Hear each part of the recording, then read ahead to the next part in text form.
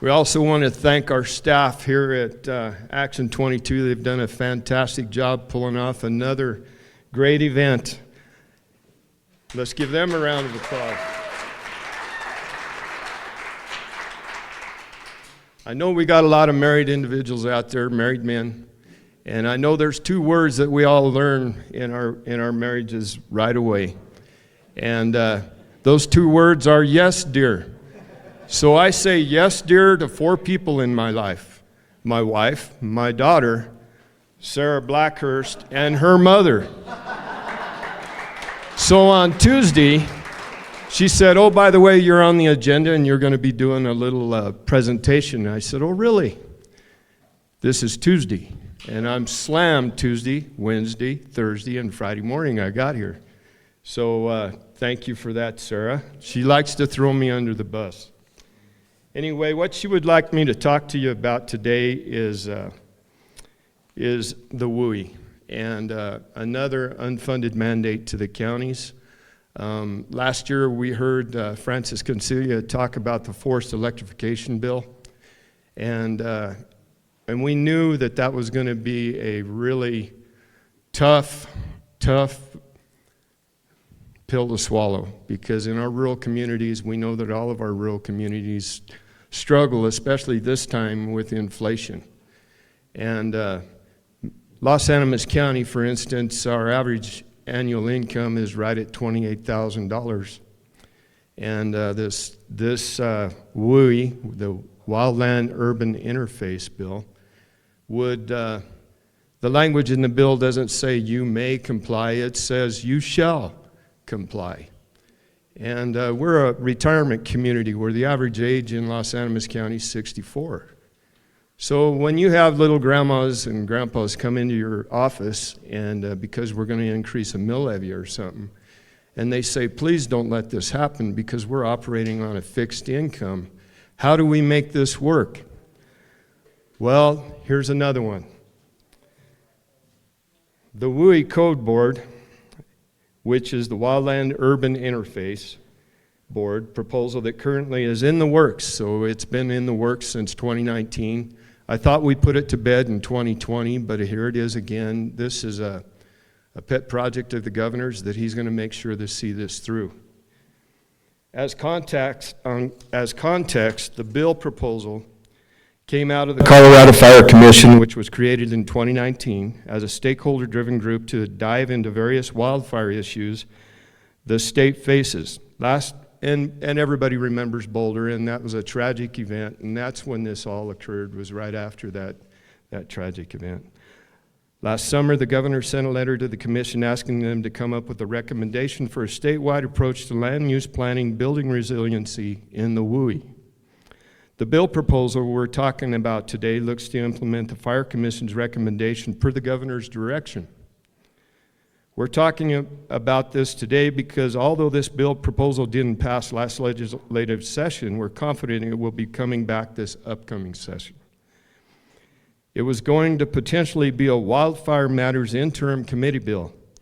And although that didn't happen, we know that Representative Cutter is planning on running the bill next year. Stakeholder meetings are underway now, trying to develop those rules and regulations and maybe soften it for the rural communities. And several county commissioners are currently engaging with CCI, and I'm one of them, to think about through the ideas on how to make this proposal more palatable for county perspective. So just to make sure we're all caught up, I'm going to recap what this proposal does, and I'll share what amendments the CCI membership directed last year, and where the proposal stands now, as well as the feedback that I'm still hearing. The summary of the proposal I'm about to share is after negotiations from last session. I'm sorry if this is repetitive for people that know about this and have already dug into it, but we'll move on. What this proposal does is creates a 17-member board, 3 building code professionals, 1 from a rural community, 1 from an urban community, 1 from the state at large, 3 fire professionals, fire marshal, fire chief, fire engineer, 1 home builder, 1 commercial builder, 1 hazard mitigation professional, 3 local government representatives, and thank you to the legislators for pushing for 3 to be on there, because initially it was only going to be 1. So this is a board that's going to have authority above the local governments.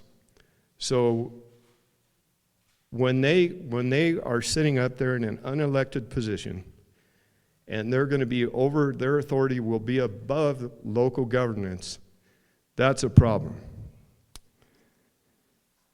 1 representative from the building trades, 1 nonprofit utility, 1 investor-owned utility, also includes an ex officio member from the Division of Fire Prevention.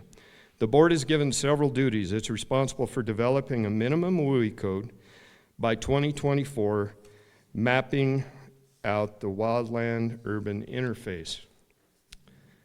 So, primary concerns of this, it's an unelected board, and it'll have the authority over local governance. And this will be, the 17 that are on that committee will be developing and defining the wildland-urban interface and developing the minimum code. So they will be telling us what codes we need to be applied for and when and where. There's limited flexibility. There's hardly any local control. The local control that they talk about is remnants of what we dealt with COVID. You can go less strict, but you can't go, or you can go more strict, but you can't go less strict. So that eliminates local control, basically. We don't have the authority to move forward. The appeals process, and much like governance is now, if a citizen has a problem with, say, they have a medical issue, they got cancer, they can't meet the requirements of this bill, and what this bill will do is it will tell you that you have to mitigate outside your property, that's fine, that you need to put metal on your roofs, okay, that it needs to be hard sided and fireproofed, your siding, can't be wood siding, can't have a wood deck. And you would also have to put sprinklers in your home and make it, and how are you going to do that and make it affordable? Not for those individuals, especially in rural Colorado. So I used to work for the Colorado Farm Bureau. I worked for these guys for about 14 years as a regional representative and also as a district director. And the southeast counties were my responsibility. I also was a southeastern district rep for the Colorado Cattlemen's Association. And so I've been an advocate for the little guy, for the rural Colorado, for the better part of a quarter of my life, or a third of it anyway. I'm 62, so yeah. Anyway, somebody's got to speak up for the little guy. And right now, there's just a few of us who are doing that. Lori Lasky's here from Alamosa County. She's one of the commissioners that's been working on this too. And she's my vice chair for the Ag, Wildlife, and Rural Affairs Committee too. She does a fantastic job. If the county wanted to modify the minimum code, they would need to go through an appeal petition process, and once again, the board chooses whether to grant that appeal. That's kind of like the fox watching the hen house, right? Residents have no access to the appeal process. So an individual would have to appeal to the county commissioners, and then the county commissioners, when they could get on the docket, when they could actually see a legislature, you could go and talk to them then. So the county is essentially a messenger for the constituents, and no appeals can be granted for an individual homeowner who might face different financial obstacles.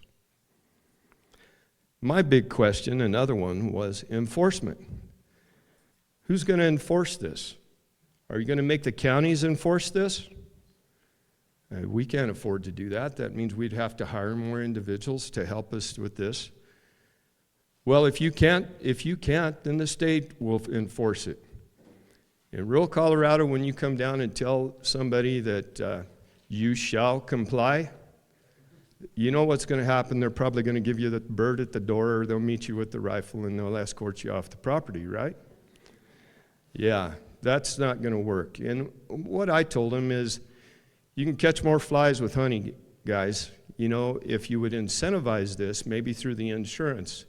And if they put that metal roof on their house like they did last year, then maybe the insurance could incentivize them somehow and give them a break and make it more palatable for them to swallow it, and they would participate, right? Not to force this down our throats. The application to existing homes and structures. How would this apply to existing homes? Will homeowners be required to retrofit if they renovate? Yes, they would.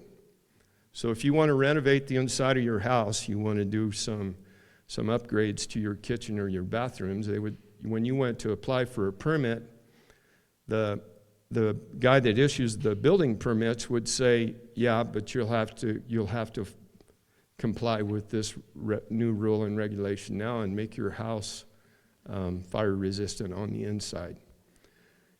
We're trying to make that go away. Hopefully we can. We're trying to make it softer for rural Colorado, kind of like what Sarah's going to talk about here pretty quick is a forced electrification bill. We were hard at work in that bill also, trying to tell them to relax on the rural communities where their annual income is almost at poverty level. And I'm not going to spill the beans. I'll let you do it, Sarah. But anyway, if you have a population less than 30,000, then you apply for the grant, and there's a grant process now, and you qualify for the grant, then you have to comply with those regulations. This would be much the same way. If you don't receive the grant, if you can't get that grant, then you're exempt. And that's for the counties that are 30,000 and under. And that was a big win that came right at the end of the session last year. And we're talking housing affordability out of one side of our mouths, and then we're doing this forced everything, forced electrification, forced building fire codes. I mean, how does that work? Doesn't make any sense to me. Well, anyway, is that long enough? How was that, Sarah? Will that work? Okay. Yeah. Anyway, thank you for letting me speak, and I know I get the honor.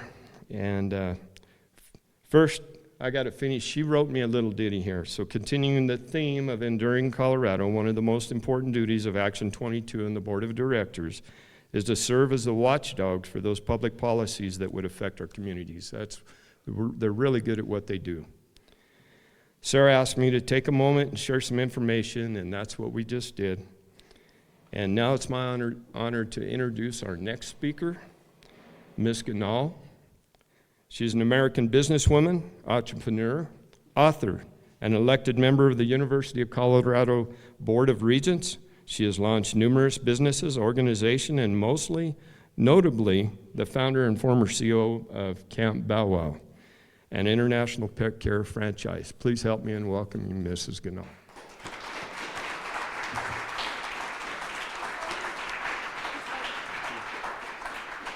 Well, good morning. How is everybody? Do we have to do this again, you guys? How is everybody? Good. We have a lot going on in Colorado. And Tony, I appreciate you talking about fighting for the little guy. And that's what I'm most proud of, what I've done as a regent at the University of Colorado. I'm headed into my final meeting as a regent on November 3rd and 4th, which was a little weird to hear that after 6 years. But I'm really proud of how amazing CU is and the work that we've done in the community. My favorite part is CU Anschutz and the wonderful research and work they do on various diseases. And I got to experience that firsthand a couple years ago when I got diagnosed with a brain tumor. And it wasn't cancerous, it was called a meningioma, but the first call I made was to Don Elliman, the chancellor at CU Anschutz, and I said, Don, I don't know what to do. And he said, well, you're lucky enough to have one of the best medical institutions in the country right in your backyard, so let me get you in the process. And Dr. Lillahai, the head of neurosurgery at CU Anschutz, did my surgery and did a wonderful job. And that's just one example of how the work that they do at CU Anschutz, which we don't talk a lot about as a regent, is amazing, and it's providing such amazing health care for our communities. But let's take a step back. I am so passionate about education. And when I sold my business, Camp Bow Wow, in 2014, I stayed on as CEO for a little bit, but I had little kids, and I was on the business school board at CU, and then the CU Foundation Board, which oversees the endowment. And President Bruce Benson said to me, "You should run for regent." And I was like, "What the heck is a regent?" And I was on the board of the foundation, and I still didn't understand. Well, come to find out, Colorado is one of 4 states that elects our Board of Regents. It's a political position. We have 9 regents, 1 from each congressional district, and we did have 2 at large. Now, my at-large seat goes to the 8th congressional district, the new one, because it's mandated in the Constitution that we have 9.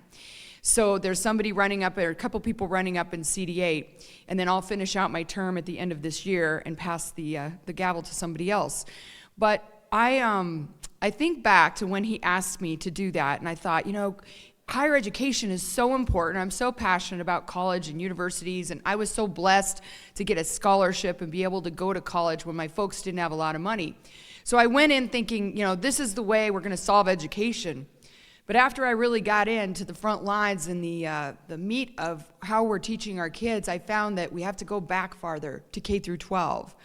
So I'm going to talk about K through 12 in a minute because I think we've really got to fix K through 12 first.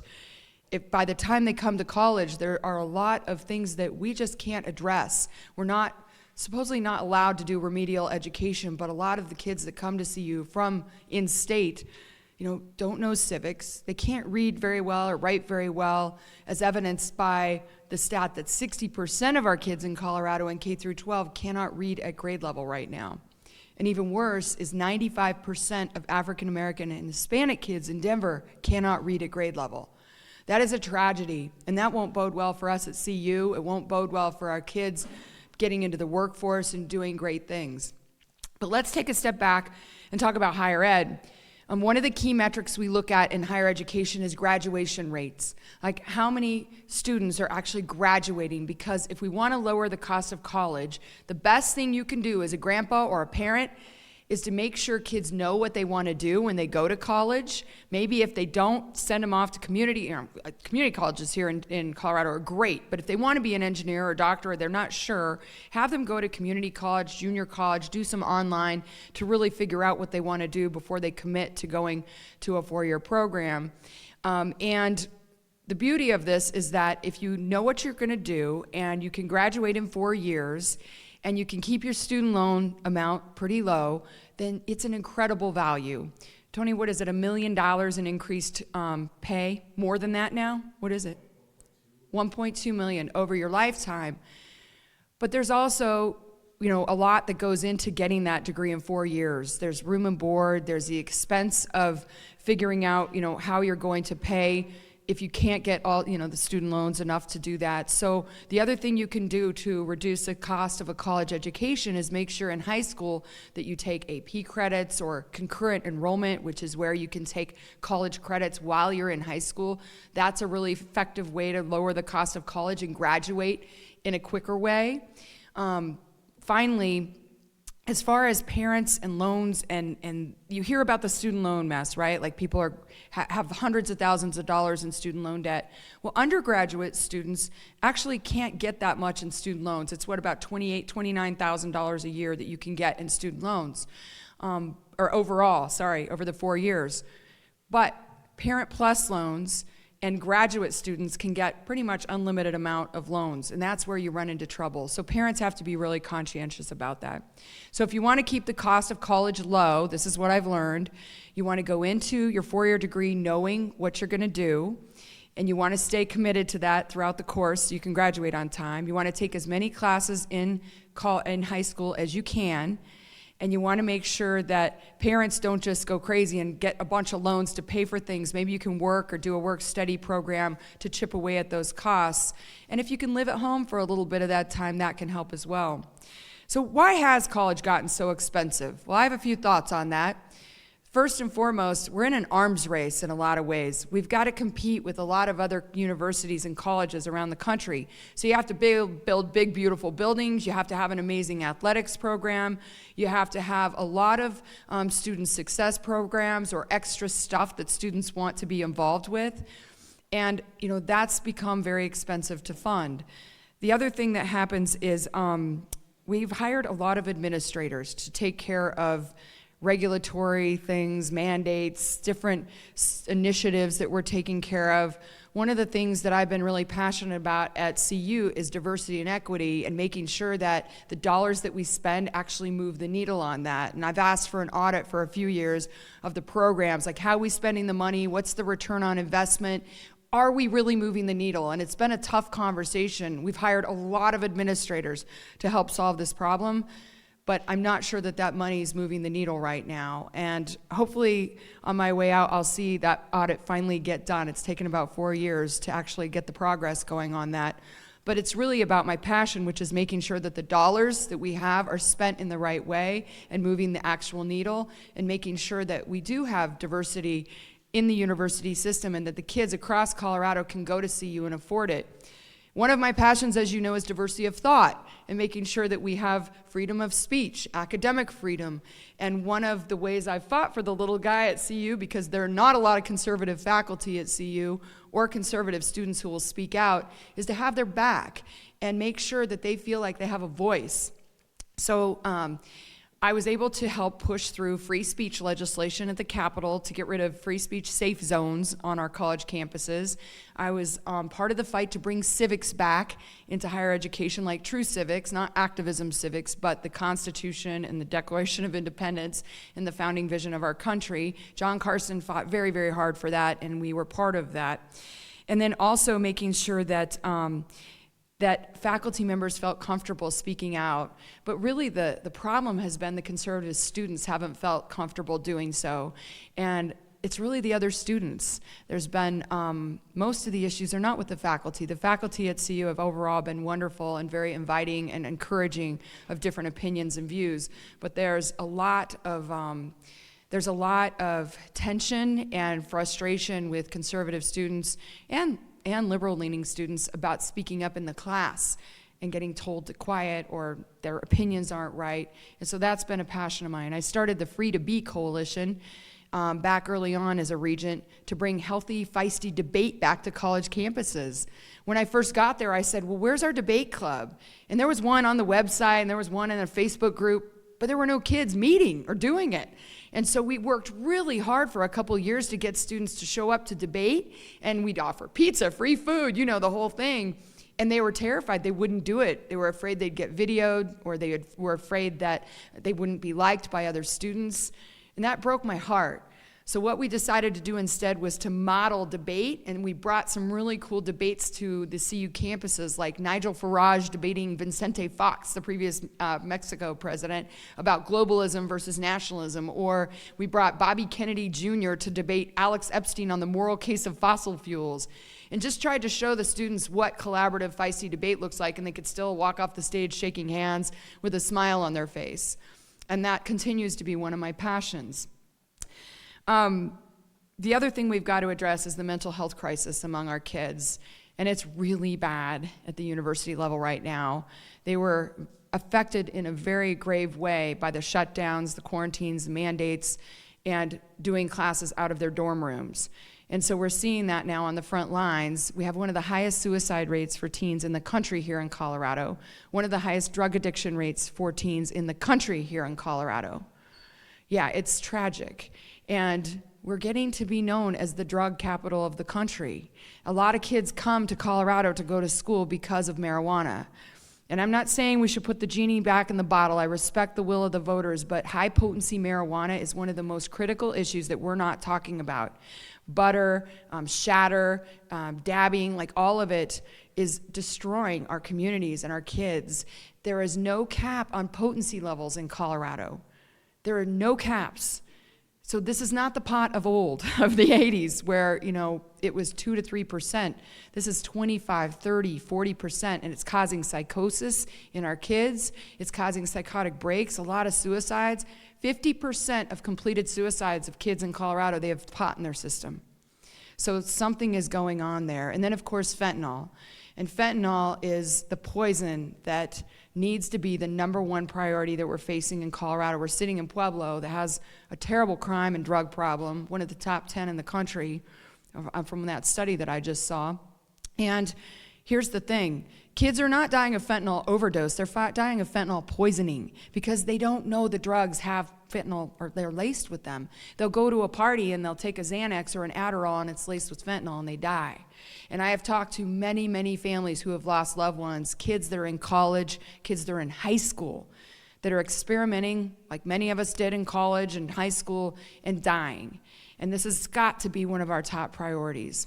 So mental health, drugs, making sure that our kids feel comfortable speaking out in the university system and in high school as well, and making sure that they can afford to go to college. And right now, it's becoming unaffordable for a lot of families, especially with inflation. So that's why I started the talk by how can you actually help your student, your grandkid, your kid get through college or to college and afford it. Make sure they know what they want to do. Make sure they do whatever credits they can in high school or community college first. And then make sure that you're not getting a lot of loans and weighing them down with those responsibilities or yourself, because you can do it without that. You can make sure that they work part-time and that you have an efficient way to get through college. And really, if you can get a four-year degree, it's very valuable and provides a lot of increased income over your lifetime. But there's also got to be a discussion about vocational training and the trades, and not every child is teed up to go to a university or college. We've got to make it cool again to be in the trades and to be in construction. There's so many needs in Colorado. We've got to focus on the workforce development needs as well. So I want to give you hope, though. I want to provide a pep in your step when you walk out of here. CU is doing amazing work. I love that place with all my heart and soul. It's a $5 billion budget that we oversee, and it contributes, what's the number now, Tony? How much to the economy? It was $12 billion in the last couple of years to the Colorado economy. It's the third largest employer in the state, so it's a really important place. And I'm going to leave with a smile on my face, knowing that you should be very proud about the state college or the state university system. $14.2 billion to the Colorado economy. And again, I'm very proud of CU Anschutz, the work they're doing on medical research. I'm proud of CU Denver and how it's becoming a really important urban college, and UCCS, which is becoming a real regional player, and the work that CU Boulder, of course, is doing on all kinds of fronts, especially space, aerospace. So I'm blessed and honored to be able to say I've served as a regent for the last 6 years. I'm glad you gave me a few minutes to update everybody on higher ed, and happy to always answer any questions, or if you have students or grandkids that you want to talk to me about, like their best options, I'm happy to help you on that front. So thanks for having me.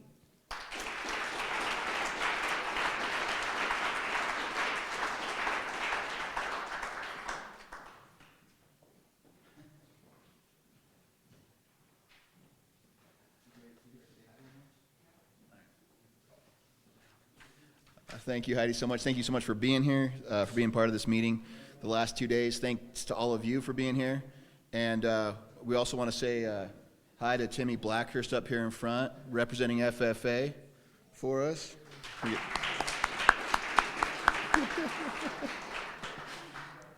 In case you haven't noticed, in our family, we like to try to embarrass each other. So thanks, Timmy.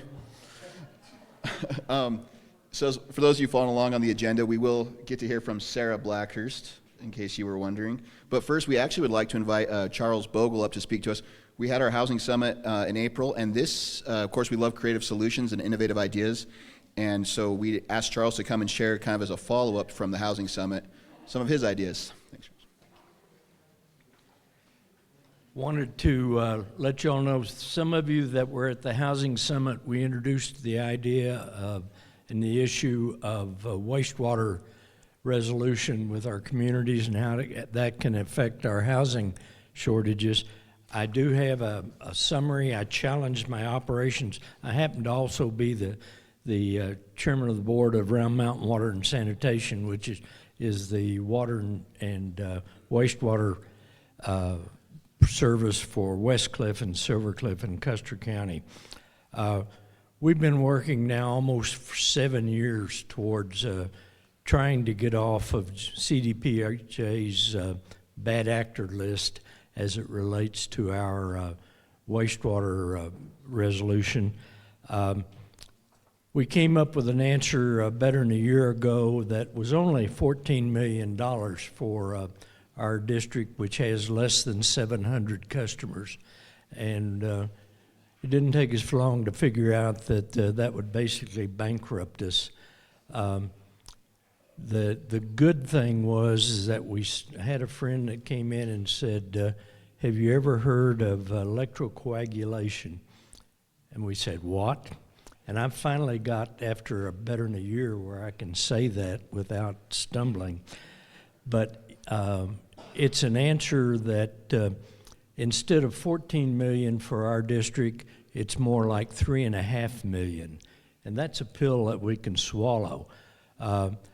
So whether you know anything about your own district or your own community's wastewater, I've got copies of our summary of our 7 years of effort, and I think it's information that we need to push down to those that take care of this discipline within our communities.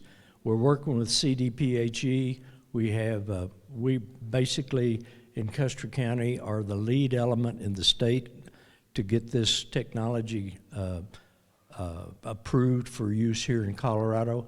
It's been used in Oklahoma and some of our flatland brethren for upwards of 10 years, and we're making real progress as far as being able to get it. We expect to have approval early next year such that we can implement it and have a capability late next year, and hope to be able to, we suspended tap sales the 1st of January in Westcliff and Silvercliff. But got information. I'll be around if there's any specific information or questions that you have, and thank you for the time.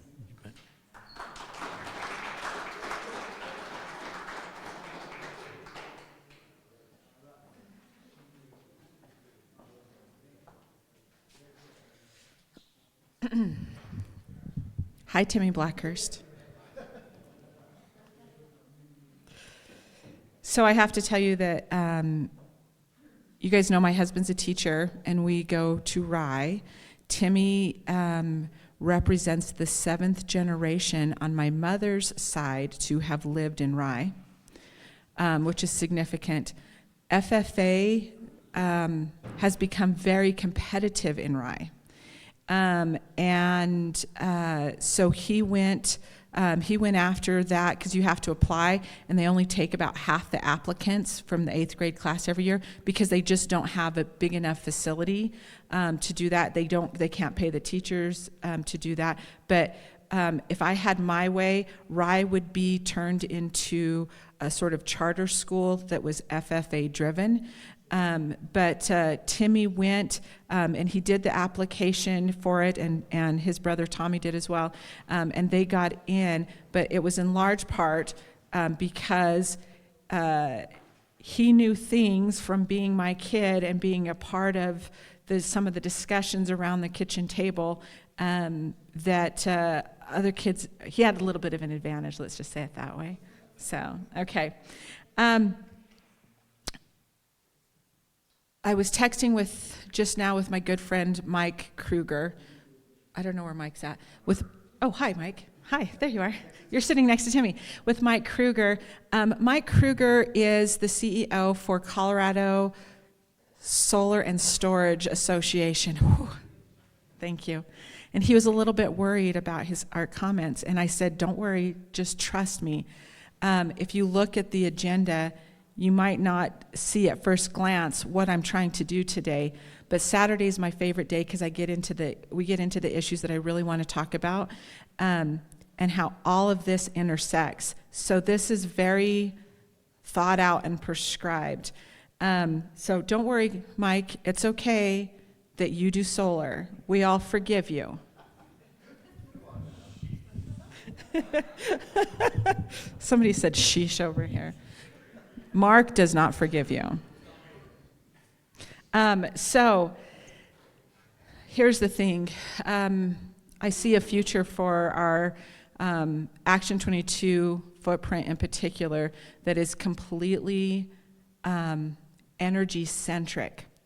Whenever I am faced with what's a conundrum for me, I start asking questions. And I ask a lot of them.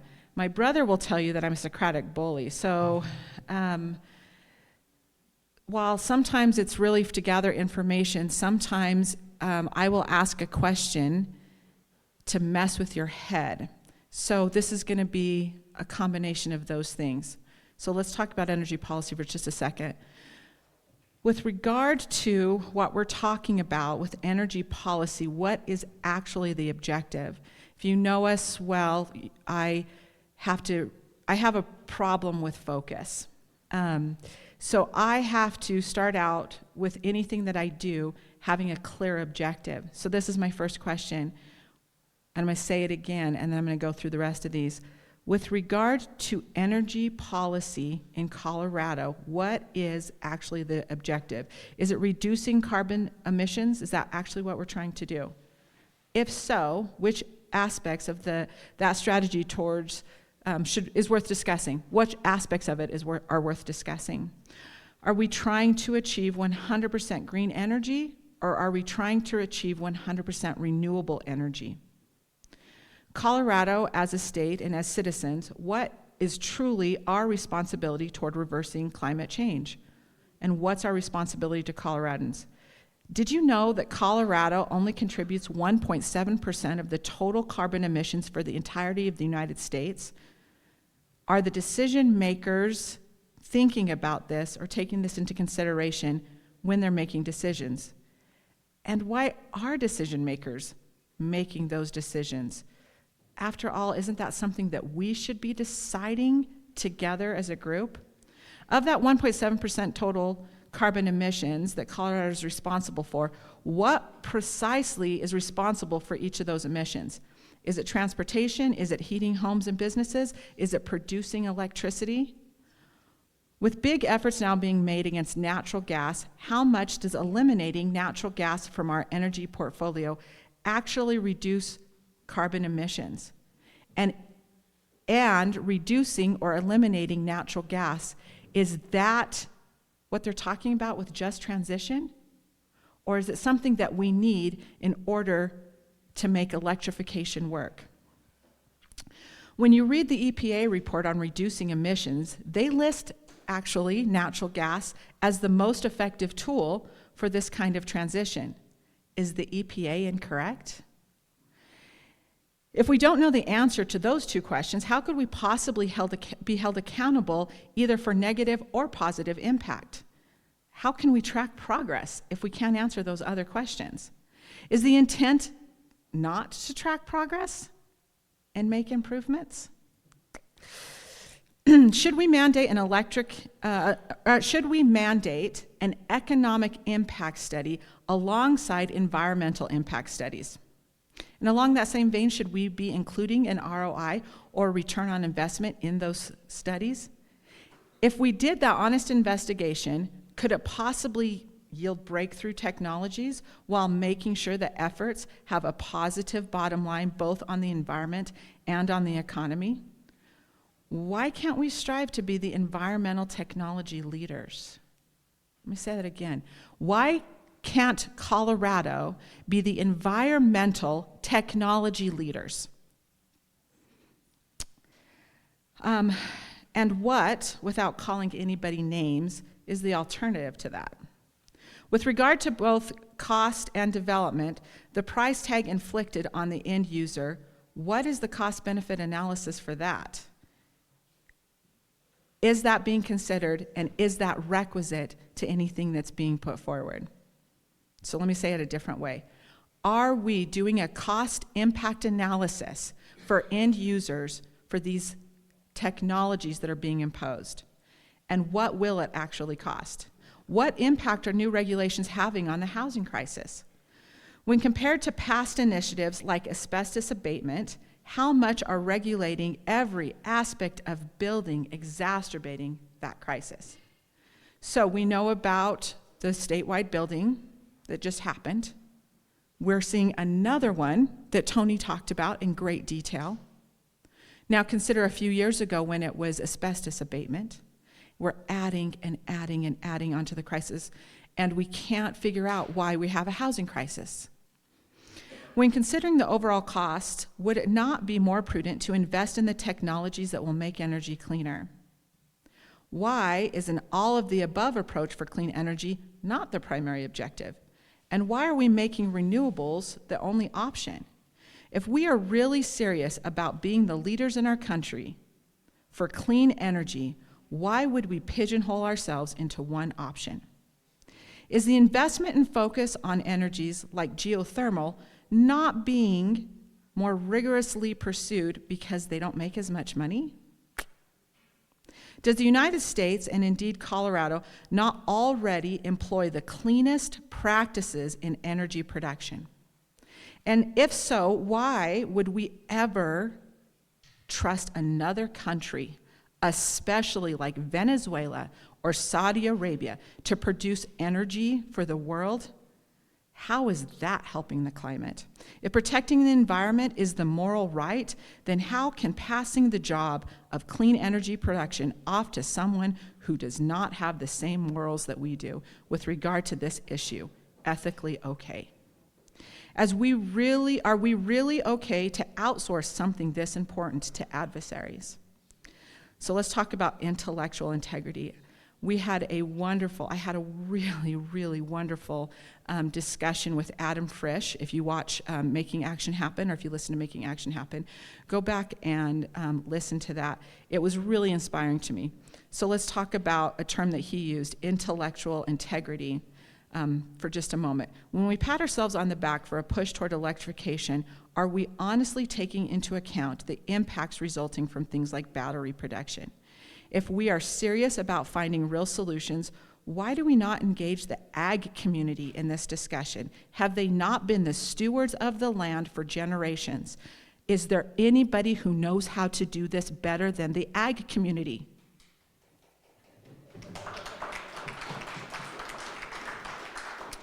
Or do we really believe that urban sprawl are the best decision makers on these issues? And along that vein, are we clearing paths for our ag community to work with men like Mike Kruger to help them use that land? Or is there every barrier being put up? And while we're being honest about the disparities on impact from a social justice perspective, why are we not having an honest discussion about the financial burden forced electrification would have? Simply put, if we were serious about driving equity, would we not be pursuing those technologies which would simultaneously expand options, make energy cleaner, and make accessibility and affordability our primary objective? Should we talk about jobs then? As Coloradans, are we not capable of using these very technologies and clean energy production, the best in the world, by the way, an effective mechanism for increasing jobs and providing real financial security that contributes to the overall good? Can't our leadership be both? Do we not believe in ourselves enough to think that we're not capable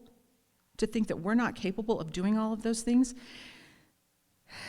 I got to say one more thing about energy security. Why is it that when I ask the questions about timelines for energy transition, the responses vary wildly depending on which energy source the person I ask is most invested in?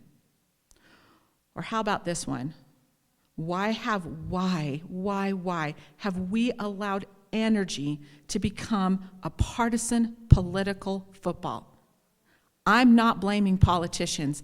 I'm blaming us. We have allowed that to happen.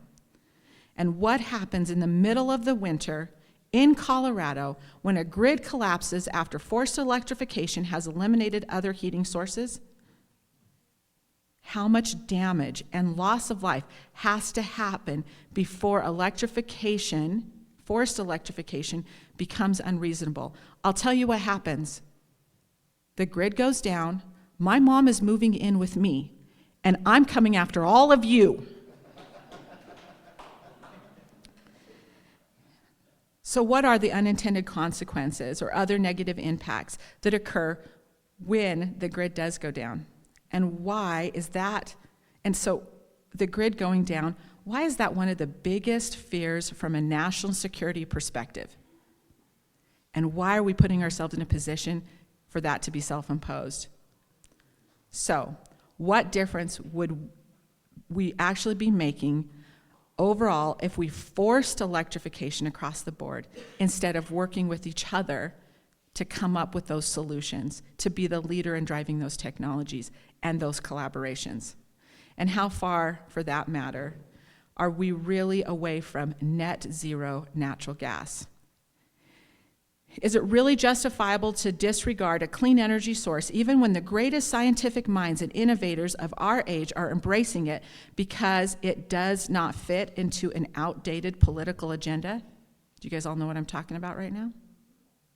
And while we're at it, if we were really serious about transitional energy, why are we not giving more support to communities who are trying to do this, especially in the rural space where the resources necessary for renewals are abundant?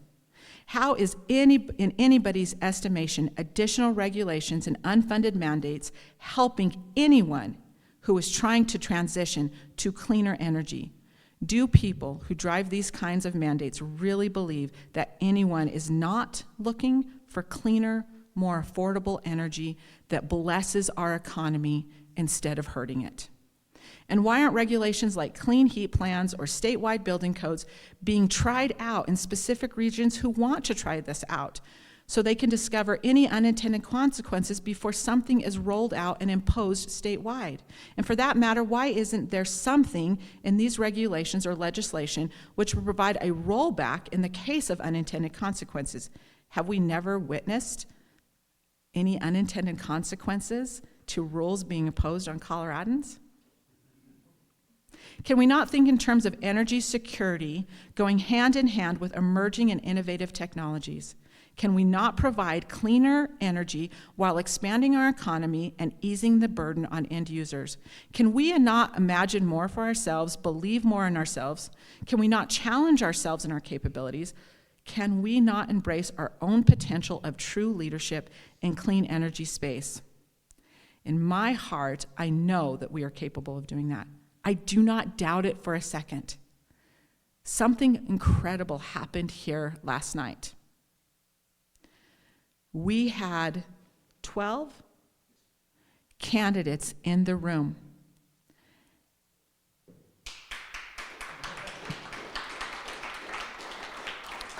We did not care what party they were from. We had one of the most viciously contested candidacies, and they left it at the door. Both gubernatorial candidates left it in the door, and the governor introduced all of the candidates. Whether you agree with anybody or not, that was a moment of magic. I've never been introduced by the governor. I could text him right now and he would answer, but I have never been introduced by the governor. And that doesn't happen all the time. There was this bubble of space, and it happened because we never doubted that that could happen in this space. So I'm going to leave you with a final question that Sun Tzu once posed. Can you imagine what we could do if we could do all we could? Those are my thoughts on energy. Thank you.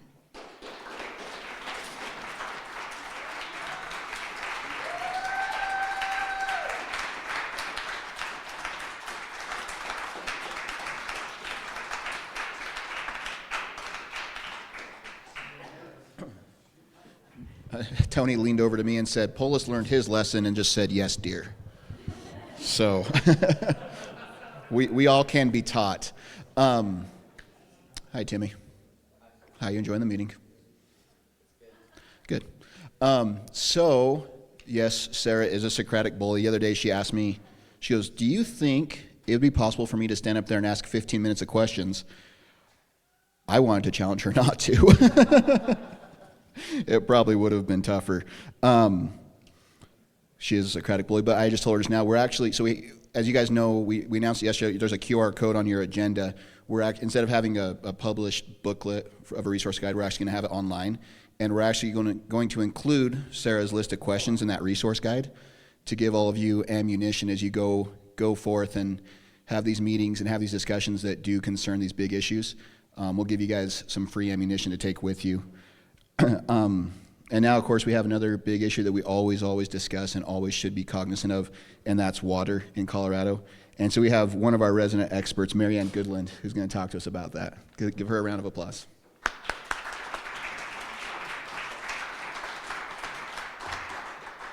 Good morning. Oh, okay.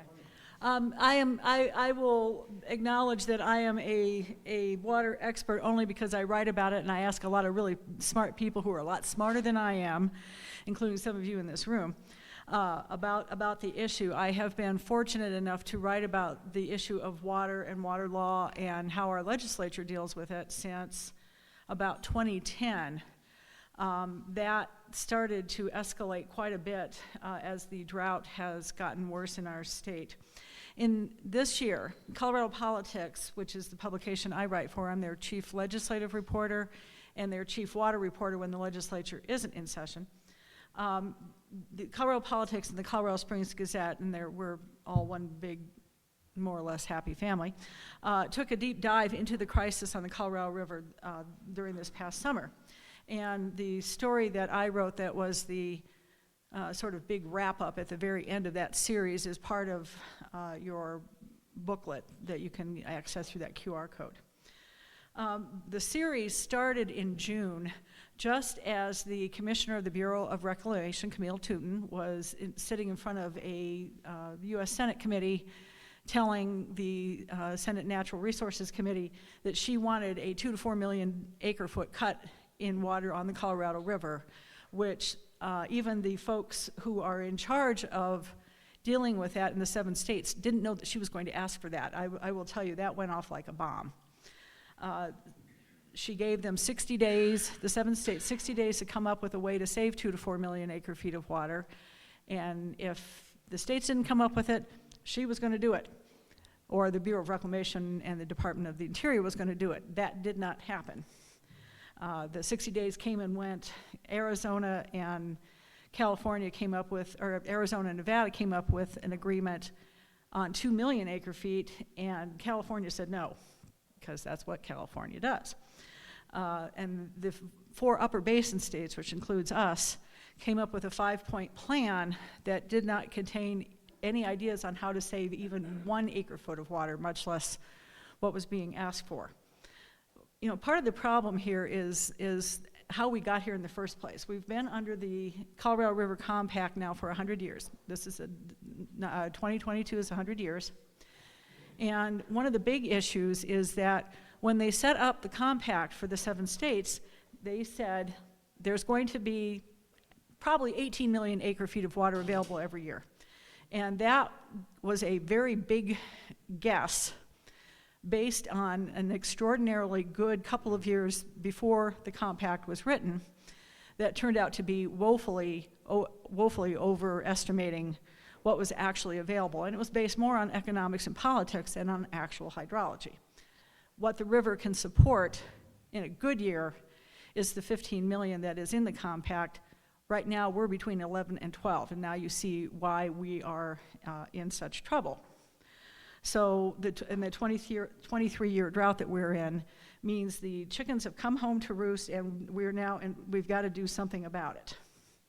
So despite the underwhelming announcement by Reclamation in August, what they did was to tell Arizona to cut a whole lot of their water, about 10, I think it's now like 40% of the water that they get.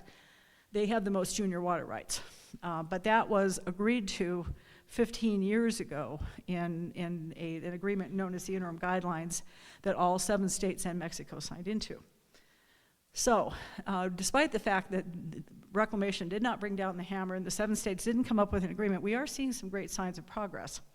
Southern California water utilities, the biggest ones, both in the Imperial Irrigation District and in the Southern California Metro water districts, announced recently that they are going to cut 400,000 acre-feet out of their allotment. That's actually a really big deal because California has been fighting any cuts. They have the most senior water rights. So the fact that they're willing to take what's almost a 10% reduction in their allocation is important, although they haven't said how they're going to do it, and they put a very big caveat on it, and it's something called the Salton Sea. Has anybody heard of the Salton Sea? A couple folks? The Salton Sea was created with, it's not a sea, it's more or less a big lake. And it was created by the Colorado River during some really bad floods right before the compact was signed in 1922. The Salton Sea is part of the major irrigation for the Imperial Valley, which produces a lot of our winter vegetables every year. Unfortunately, the Salton Sea is now in very big trouble. It's also been drained, and it's become its salinity has gone way up, and it's to the point where it's toxic. So California said, we'll cut our water if you agree to help us, this is to the federal government, if you agree to help us fix the Salton Sea issue. So, and we haven't heard back from the Bureau of Reclamation on what they intend to do about that, although that's been a long-term point of conversation. The other good news is that there are negotiations going on in the Upper Basin states, us, Wyoming, Utah, and New Mexico, and the 6 tribes that are served, or that live in these Upper Basin states, to come up with an agreement of their own.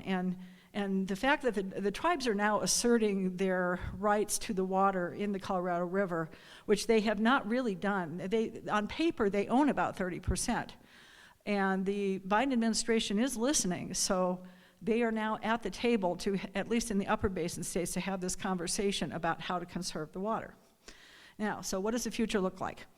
I don't think I need to tell you, ag has a huge target on its back. There's no question about it.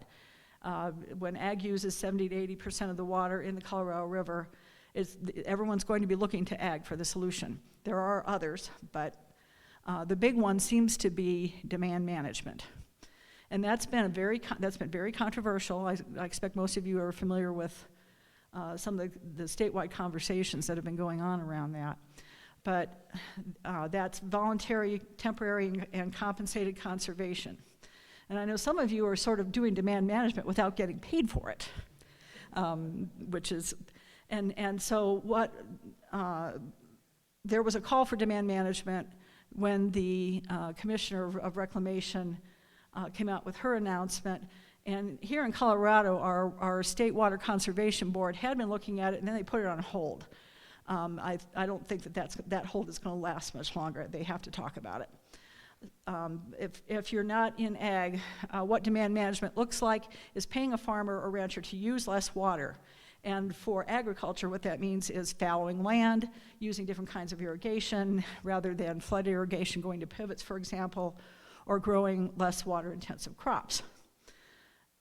But that has ramifications I think you can figure out pretty quickly. Hay, for example, it's one of my favorite topics to look at. You stop growing hay, what do you feed the cattle? Cattle's our #1 agricultural export, or beef. So you can't just stop doing that unless you pay people to figure out a different way to do it. So all this takes money. The good thing, first time that we've ever had this situation, is the Inflation Reduction Act, which has $4 billion in it for addressing drought in the West. And last week, the Bureau of Reclamation and Department of Interior announced the first opportunities for demand management, which was to pay farmers and ranchers up to $400 per acre foot to conserve water, and the amount would vary by how much you were going to conserve and how long you were willing to do it. Again, it's temporary, not more than 3 years. That's for the lower basin states. They also said that there's going to be $500 million available for the upper basin states, although the details of that have not been announced. We don't know what they're doing yet. So where are the other solutions coming from? They're coming from local municipalities, and while municipal water use is a very small portion of what gets used, they are stepping up, and they have been, I think, for quite a long time. Earlier this summer, there was a memorandum of understanding that included Pueblo, Colorado Springs, Denver, and Las Vegas for more water conservation efforts and reductions in water use, although, like everything else right now, we don't know exactly what that means. Another big one, and this just happened this week, is water recycling, and that's reusing water to extinction. The State Water Quality Control Commission this week gave preliminary approval to what's known as direct potable reuse, which is the process of treating sewage and sending it directly to the taps without first going through a larger water body like a big reservoir. Colorado would become the first state in the nation to have this kind of potable reuse regulations. And there was a really good story, and I think it might have been the Denver Post a couple of days ago, about a Castle Rock brewer who is among the first to actually be using reused water to brew his beer, and he says no difference in taste. It works just fine. The other thing we have, I know, it sounds very squick. It doesn't sound good, but the assurances is that you won't be able to tell the difference. It's clean, it's safe. At least that's what they're telling us. We also have a number of turf replacement programs. Las Vegas and Southern California have been doing this for years. Mandatory in Las Vegas, you can't have green grass anywhere anymore on a new development. Aurora just passed a turf replacement ban, no more golf courses. Castle Rock is doing a turf ban. And this is interesting to me because these are mandatory changes. Everything that has been done in Colorado for years has been voluntary. We're going to incentivize you to do this. We're going to ask that you do this. We're going to encourage you to do this. We're not going to force you to do it. That's not where we're at anymore. Those are the changes that are coming. The legislature, which I cover, has been, in my own opinion, pretty slow to take action on this issue. They passed a turf replacement program in the 2022 session. It's voluntary, it's an incentive. What you'll see in 2023 is they are looking at additional efforts, additional initiatives to address some of these problems. One is a bill from the Interim Water Committee on snowmaking in high altitude places and whether that snowmaking can be conserved in storage, because that is a big part of our problem. The snow that is falling in Colorado doesn't fall enough in the very, very high elevations, and that's really what we rely on to fill the Colorado River. What we wound up with this year is a perfect example, and the Rio Grande Valley was like ground zero for this, was a snow melt that took place weeks earlier than it should have. That was very alarming to a lot of the water watchers that I'm around. And while municipal water is a very small part of the problem, the fact that people are now stepping up, both at the local and municipal and state level, and now at the federal level, keep your fingers crossed. We're not out of the woods on this. Both Lake Mead and Lake Powell are at critically low levels, and we're on the verge of a pretty serious problem. And to Sarah's talk about energy, if Lake Powell and Mead continue to decline, the power that comes out of the dams at Powell and Mead will no longer be able to generate hydropower, and that's going to be a huge hit on rural communities that rely on that power. And that's not just in the 7 states of the Colorado, that's a lot of other states that also rely on it, mostly in rural communities. The last thing I wanted to mention is to talk a little bit about the Renewable Water Resources project that is attempting to siphon 22,000 acre-feet of water out of the valley. The General Assembly, I will tell you, is pretty united in its opposition to this project. I haven't found, and I polled every lawmaker in the valley and every lawmaker in Douglas County and the leadership, and I couldn't find anybody who said, yeah, I think that's a great idea. Everybody hates it. Which, if you're opposed to this project, that's good news. Of course, the governor is against it, the attorney general is against it, both of our U.S. senators are against it, Congresswoman Boebert is against it. The one person that I haven't heard from on this, and I've asked him several times now, is Congressman Ken Buck, whose congressional district covers Douglas County. He won't say, which is probably an answer in itself. Where this is at right now is another memo that came out from the attorney hired by the Douglas County Commissioners to take another look at the legality of this. And he is steadfast in his opposition. He says there are just too many problems. The legality of this is questionable. You don't have a good way to, the water isn't there. I mean, he agrees with a lot of you that the water in the aquifer just isn't there. That is not stopping renewable water resources or 2 of the 3 Douglas County Commissioners who seem to favor this project. They are continuing to look at it, so stay tuned. I think the one thing to watch out for with this project, more than anything, is who is the end user? Who's the water provider who's going to take this water? And this has been one of my big interests. The Douglas County Commissioners are not water providers. They're not water users. Somebody else has to take that water. And I will tell you, every major water district in Douglas County has told me the same thing. We're not interested. So that leaves a really big question, is who is this water for? And that's the one thing I would encourage you to keep an eye out for. And I wanted to leave some time for some questions. Also, I wanted to tell you, if you want to see some of the water reporting that we have all done at Colorado Politics and the Gazette, I encourage you to take a look at it. I think all of it is out from behind paywalls at this point. This is an issue I'm incredibly passionate about, and I suspect I will never stop wanting to write about this issue. And for those of you who have helped me along the way, I'm very grateful. You guys have some questions for Mary Ann? Yes. I actually do. Yeah. So, if like with the hydropower over here, how will that affect rural communities? Because a lot of the time, and like rural and urban communities need a lot of green energy and stuff like that. So, how exactly would that affect if we're advancing more towards green energy?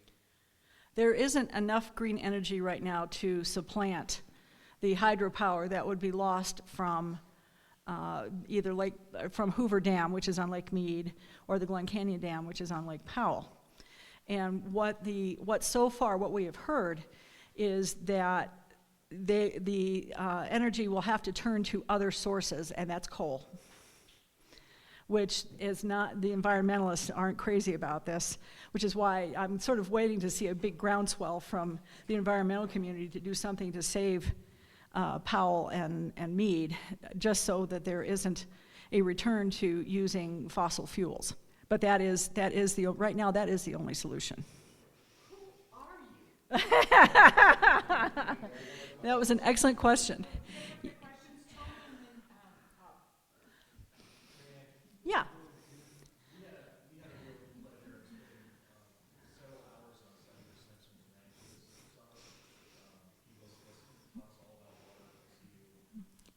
He's the boss.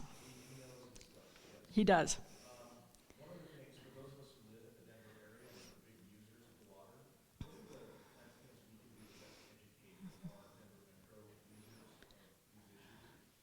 That's an interesting question, because there have been a couple of times over the lifespan of this drought in which Denver Water in particular said we have got to put in some real big restrictions. They have not taken that step yet in putting in restrictions for summer watering, for example. So I think we're going to need to see more public campaigns. Denver Water has actually done some really excellent ones in the past. So they need to step up and help educate the public about when you turn the water on in your tap, where is it actually coming from? Well, if you're in the Denver metro area or almost anywhere in the state, guess what? It's coming from the Colorado River. There's almost no place in the state that the Colorado River does not provide some water to. The Arkansas comes through from the Roaring Fork, which is a tributary of the Colorado. Certainly the northern Colorado projects, those are all part of those Trans Mountain diversions that come off the Colorado. So we need to see our water utilities stepping up. They have great ways of doing this, not only through sort of more public-facing campaigns, but in your water bills every month. Our water utilities need to step it up, and they have done a good job in the past And people get really interested in conservation when things get really, really bad. We've seen that in the past. And Denver Water has been, very valid, has pointed to the fact that they have been really good at reducing their water use. But we still have lots of water going on the lawns in the summertime, which drives me up the wall every time I see it. So are we going to get to a place where they're going to start putting in mandatory restrictions again? I don't see how they can avoid it. But they also need to step up the education campaigns and let people know where your water is coming from. It's like ag. Most people don't seem to know where the food on their table comes from, right? And so that we need to have something, a program like that really makes it very clear to people what's at stake. If your energy bill goes up, and they're already going up, obviously, but if your energy bill goes up because there's the hydropower at Glen Canyon can't generate, I realize Glen Canyon's a long way away from here, but people need to be aware of what's at stake and what's at risk. Thank you. Bob, and then we have time for one more question after that. So Yeah, Bob. and then Jim. Well, you kind of alluded to it, but so I'm a farmer. Thank you. We raise potatoes in the San Luis Valley. Thank you. There is a lot of talk about paying farmers to use less water. And my Correct. question, or maybe more of a comment, is because we're already seeing a lot of inflation in food prices. I don't think the message is getting across that, okay, if you want to take alfalfa out of production, there's a lot of high-quality dairy being produced in the valley, going to New Mexico, other Right. areas. How much more do you want to pay for your milk, your cheese, and other food products? My question I think that we need to get out to people is, if you follow down this path, what do you want to have less of or pay more for in your food choices? You're absolutely correct. That's what they're asking, us in ag to give up water. And yeah, we can be more efficient, pretty efficient as it is. When your aquifer is declining, you've got to figure out ways to do that. But we're not following that message far enough, in my opinion, and telling consumers this is the downside or end result of what you're asking. Absolutely. I did an article about 2 weeks ago with James Eklund, who has been mentioned several times. He's one of our foremost state water attorneys and experts. And he talked a lot about that same issue. He said, if you're willing to tell California, for example, to stop using so much water, are you willing to give up that salad on your table during the wintertime? Because they supply not just the winter vegetables for the western United States, but for the whole country. Same applies to virtually every crop. What are you willing to give up? And I think you're absolutely right.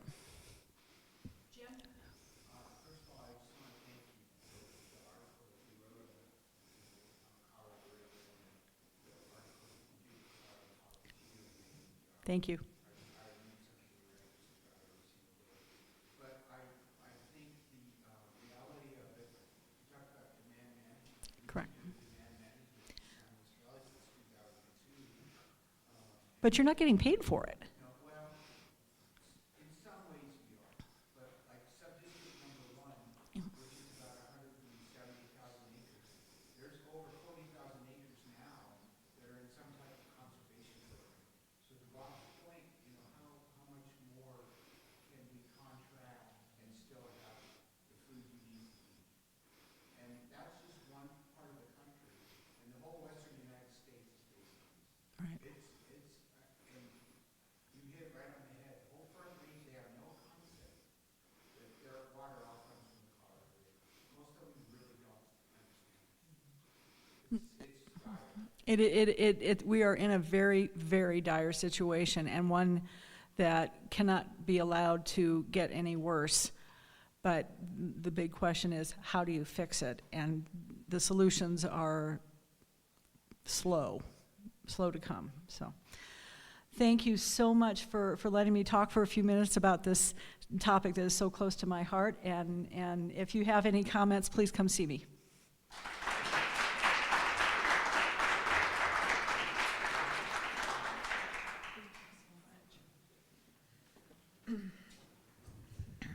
I'm a fan of Mary Ann's for sure, but you know, we have James Eklund here all the time, but I wanted to hear from a different voice, and people kind of gave me the raised eyebrow when I said I was going to have Mary Ann come and talk about water, but you can see it was a good choice. By the way, we did an interview for our show Making Action Happen with James Eklund a few months ago. It's an absolutely excellent episode. We encourage you to go listen to it.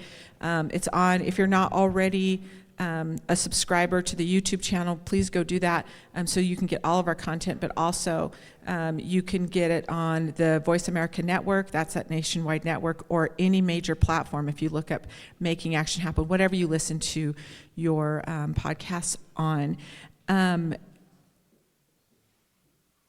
A week ago or so, maybe it was last week, I had the opportunity to go out to Lamar, and we were having a discussion. Mike Kruger, our next guest, had put on a housing summit, or not a housing summit, oh my gosh. Solar, I'm really sorry. See, everything is so interconnected. It's difficult. Like literally, I was sitting there thinking, as Mary Ann was talking, for that list of questions, I could literally take out energy and put in water, and the question would still be very relevant. So Mike has worked really hard on land use for our counties as we're looking at ways to expand solar and do all of that.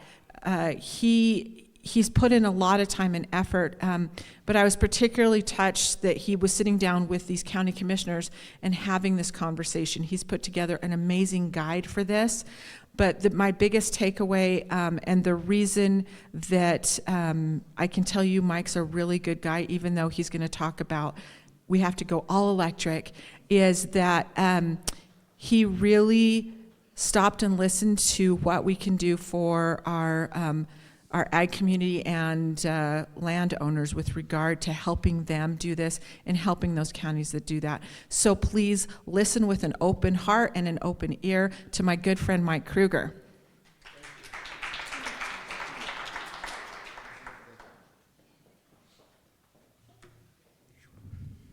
Well, it is some giant shoes to fill to follow Sarah and to follow Mary Ann, who, like most of you, whenever her new stories publish, I read them. So I am Mike Kruger. I am the president and CEO of the Colorado Solar and Storage Association. So we're a trade association, you know, like the Cattlemen's and those sort of associations. We have 260 plus business members representing 7,000 folks who do solar and energy storage on a daily basis.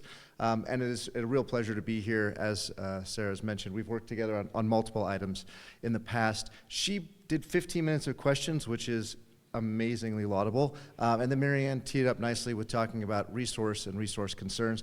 So I'm going to talk a little bit about how we can build a resilient Colorado by building a renewable and clean energy Colorado. So, and I've got Brian running the slides for me. Thank you, sir. So, yeah, go to the next one, sorry. There we go. So, the key thing that I think is important to point out here is that we are, as a policy, moving and building our economy off molecules towards electrons. So we perfectly, give credit where credit is due. The entire 20th century, many of the previous centuries going back to industrialization, were built around molecules. They were built around fossil fuels, coal, and then ultimately gas and petroleum. However, the policies coming out of the state, some of the local levels, and certainly out of the federal Inflation Reduction Act are really about moving us away from molecules and towards electrons. And we're seeing it everywhere. The forced electrification bill, as Sarah noted, talking about home heating, you've got transportation, and of course you've got electricity generation. So why are we doing that? Well, primarily we talked about the climate impacts in the middle of a 2+ long decade drought in the West, driven exclusively by the by the warming of our climate. We just saw, I think it's now declared the most expensive hurricane in history to just come ashore in Florida. So property owners in Florida are getting crushed, insurance companies are getting crushed, and if you think we're not going to somehow pay for it, I promise you Allstate is not in the business of giving their insurance away. So we're all going to pick that tab up as well. So it is not just a localized issue, it's an everywhere issue. Reduced price volatility. One of the things that renewable energy provides is a firm fixed price, usually for 20 years. So you buy electricity from one of my guys, and you're going to get that price more or less for 20 years. If Russia invades Ukraine, it doesn't matter. If there's a strike at a shipping port, it doesn't matter. If a pipeline gets held hostage through cyber warfare, not a problem. You'll get the same firm fixed price. And many folks who are trying to figure out in this inflationary period how to firm up their expenses love a 20-year price. Talk to your county CFO. Ask them if they would love to fill in 20 columns to the right of their energy price. They would love that. We additionally see more local control, which we'll talk about a little bit, and production, and then finally resilience as well. So next. So first, we have a changing climate. There's no question. Right? We can talk about who is responsible for it, but ultimately it's definitely happening. So we have to harden our grid. First things first. Sarah said when the grid goes down, as if that's a guarantee. It is not. In fact, many of the utilities from Xcel and Tri-State to your local distribution co-op and municipal electric are working very hard to make sure that never goes down. It's in their best interest. They don't make any money if they aren't selling electrons, and they also catch all kinds of hell at the regulators and at the legislative level if it does go down. So a lot of investments. If you've got your phone, you want to pick it up, take a picture of this. Just know that there's a lot of money for grid hardening and grid improvements. What I think is the most interesting fact, though, was this.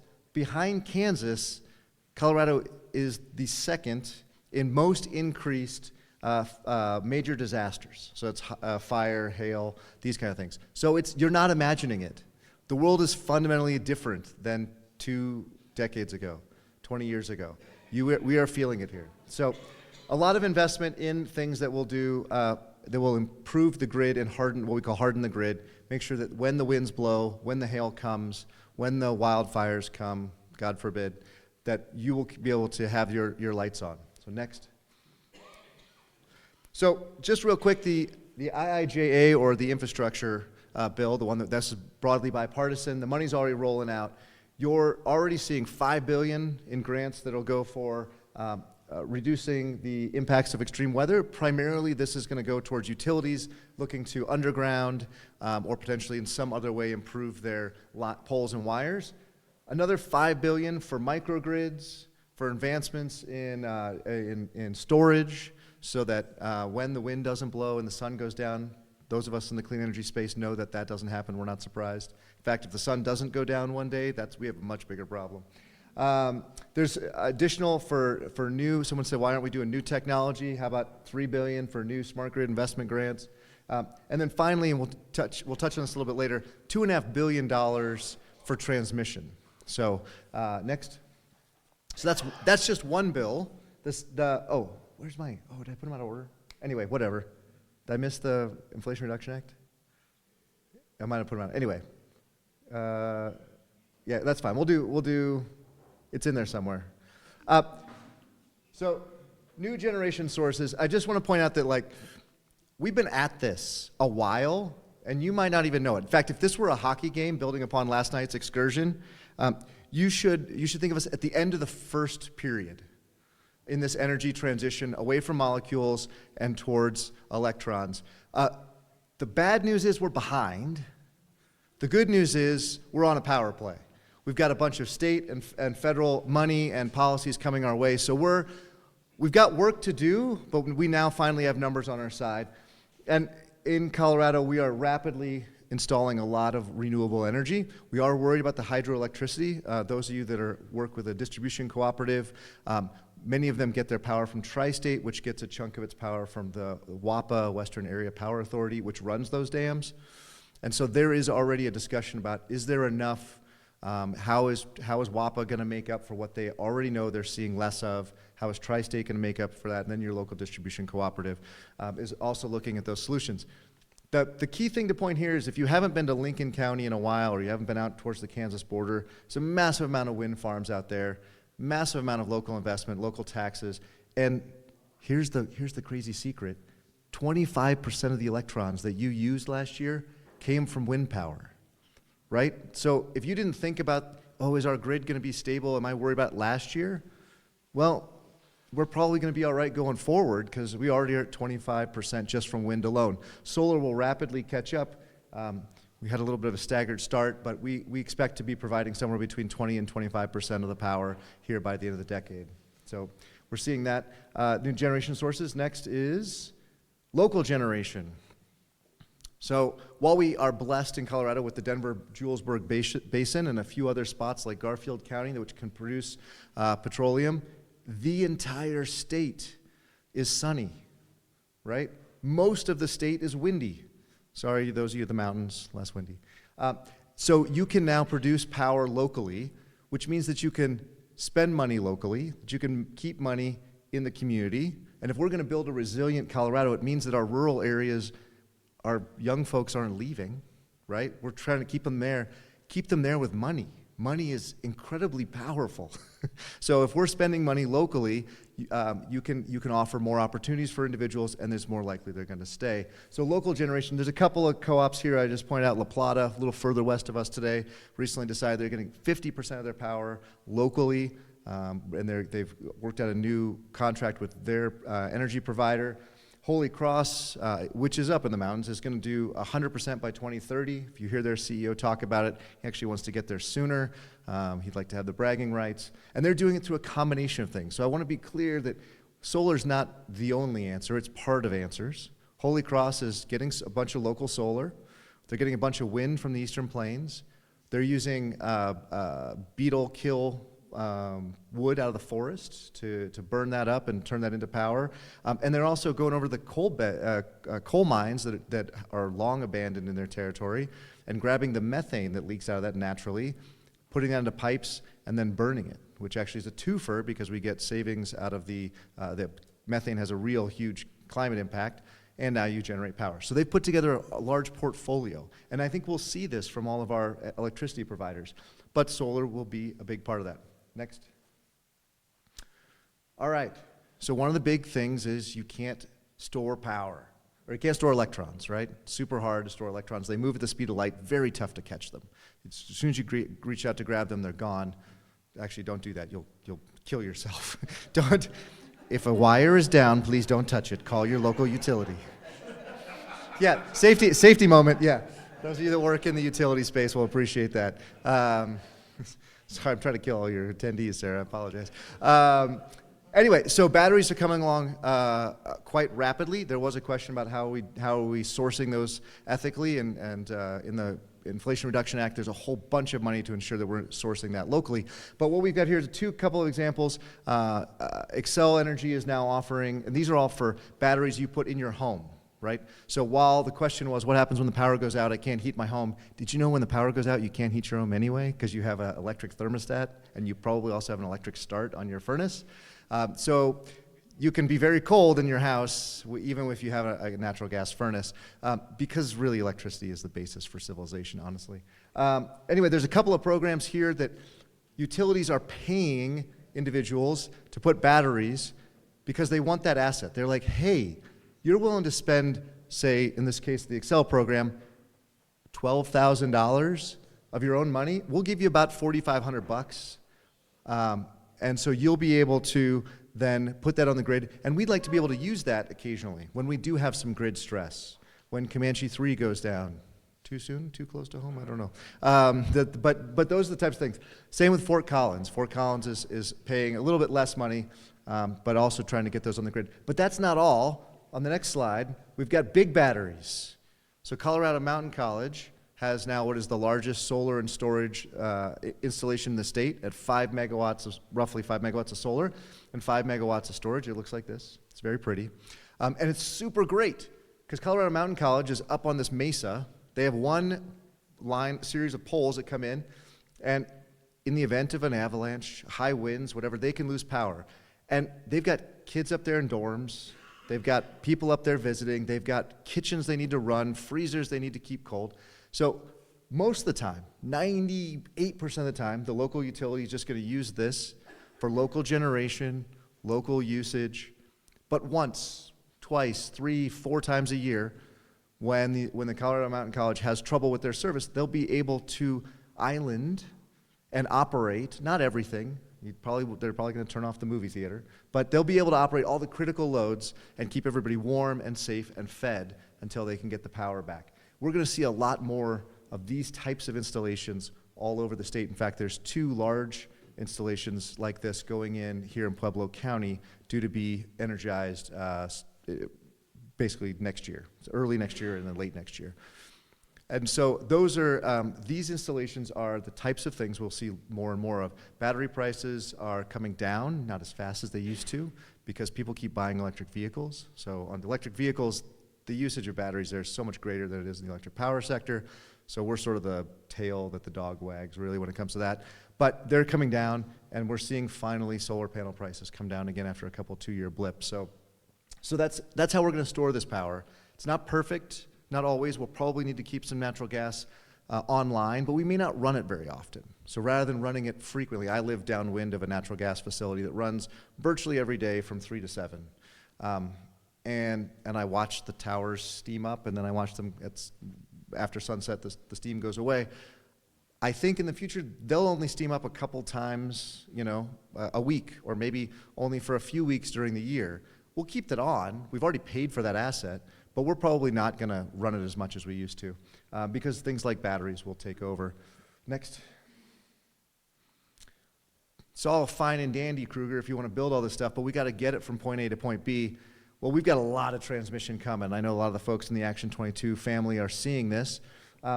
This is the Xcel Power Pathway, an approved 500-plus mile system connecting Fort St. Vrain, well north of Denver, all the way down to Pueblo, and if we do it right, we'll get a little part that hangs down almost all the way to New Mexico and Oklahoma. This is your 21st century highway. If you would like to attract solar and wind, and the fact that it gives you 20 years of tax and doesn't require any new schools or doesn't require any facilities of any sort, you got to be on this, right? This is where all of my guys are looking to be. In fact, they want to be within 5 miles of it. Not just your whole county, it's within 5 miles of that line on each side. So you got a 10-mile wide corridor that will attract literally billions of dollars of investment. This is coming. Hopefully Xcel's done their work to come see you. They make 10% of the $2 billion they'll invest, so they've got the A-team on this for sure. But not to be outdone, next we have Tri-State, who is upgrading a bunch of lines in southeast Colorado almost exclusively for resilience. The communities down there are connected by just a few poles and wires. In the event of a tornado, those communities are going to go dark. So Xcel is building 3 new lines. It will allow 700 new megawatts, so think $700 million of new investment, roughly. Could be a little bit more, could be a little bit less. So that's coming as well. And then I want to leave you with this final note. There's one community that is missing out on all this. And I know Commissioner Lasky said, please don't talk about the San Luis Valley. Everybody just talks about all the bad things. We just had the water thing and we had other things. This is a good story, or it could be a good story, right? You know how I said that you got to be on the highway? If you're not on the transmission, nothing happens. There are currently just 2 lines that go in and out of the valley. 50,000 people rely on 2 lines that run parallel to each other over Poncha Pass. If you go look at our state emergency management map of wildfire risk, Poncha Pass is bright red. In the event, God forbid, that someone throws a cigarette out a window, or someone does something stupid, or there's a lightning strike, 50,000 people will be without power for days or maybe weeks. It doesn't have to be that way. There are other opportunities to get power in and out of the valley. They're hard, I'm not going to lie. It's hard. But if we can get additional lines built, and I would encourage you, we have a forthcoming miscellaneous proceeding, or miscellaneous docket as we call it, with the regulators. I'd encourage you, if you're passionate about this, to talk to Commissioner Lasky, talk to me, I'll be around. But we can build new transmission. It will open up billions of dollars of opportunity into the valley for new solar, primarily solar, and also ensure that those 50,000 folks don't go dark if we have a fire. It is upon us to make these decisions. It is upon us to really push our regulators, push the utilities to get it done. And I know we're talking about a resilient Colorado. we cannot be resilient if we don't have additional backup into the valley. So I'm going to leave you with that and encourage you to get engaged. I know I've already been talking with Sarah, but what? Oh, I don't want to do questions. So thank you very much, and it's been a pleasure speaking with you.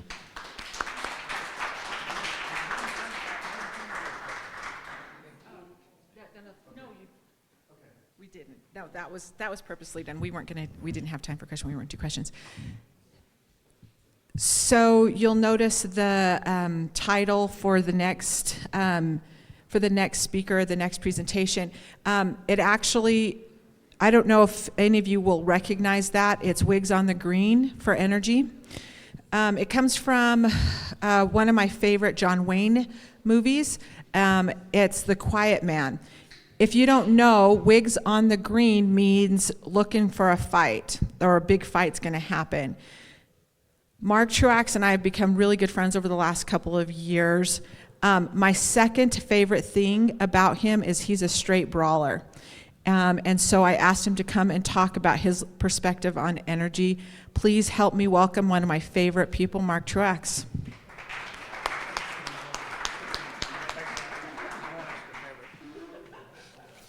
Good morning. So great to see everyone. I want to say thank you, one to Sarah and the Action 22 team, but thanks to all of you for spending your Saturday morning with us, talking a little bit about energy, a little bit about water. Going to hear from my more slender, less facial hair twin. Sean and I did not coordinate this morning when we got dressed at 5:30, I promise you. But I really want to say thanks. You're giving us your time, your attention to hang out. Not many people would do that on a Saturday and on a Friday afternoon, Friday evening, so thank you.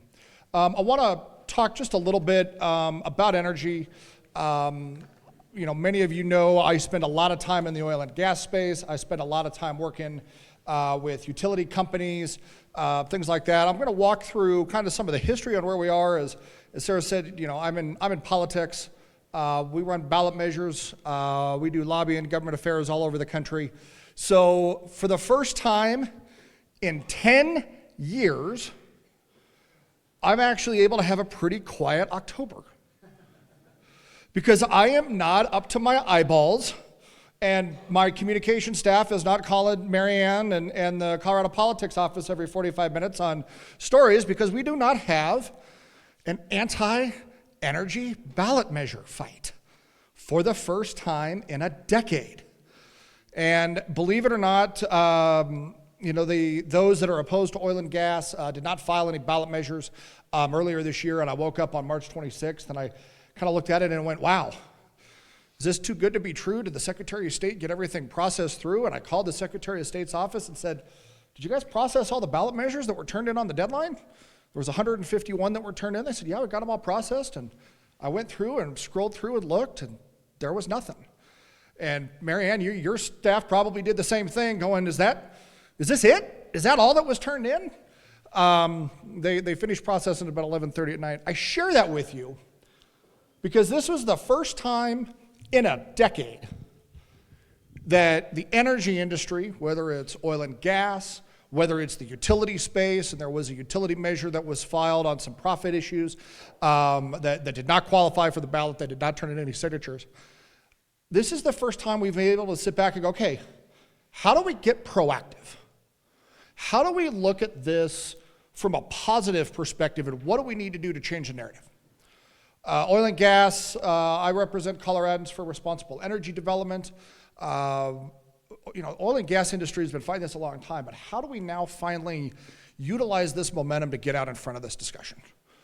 We've been working on it for a long time. We fought Proposition 112 in 2018. We fought to keep other things that had been introduced qualifying for the ballot. There had been agreements over the years. But we got to look at this and say, okay, what now? And this is where you all come in, and I've got a call to action for all of you that I'll give you at the end of my discussion this morning. And I promise I do want to leave a few minutes for questions at the end, so long as Sarah will let me ask questions, because I'm right there with Tony. I do what Sarah says. But really looking at it and understanding that energy security is national security.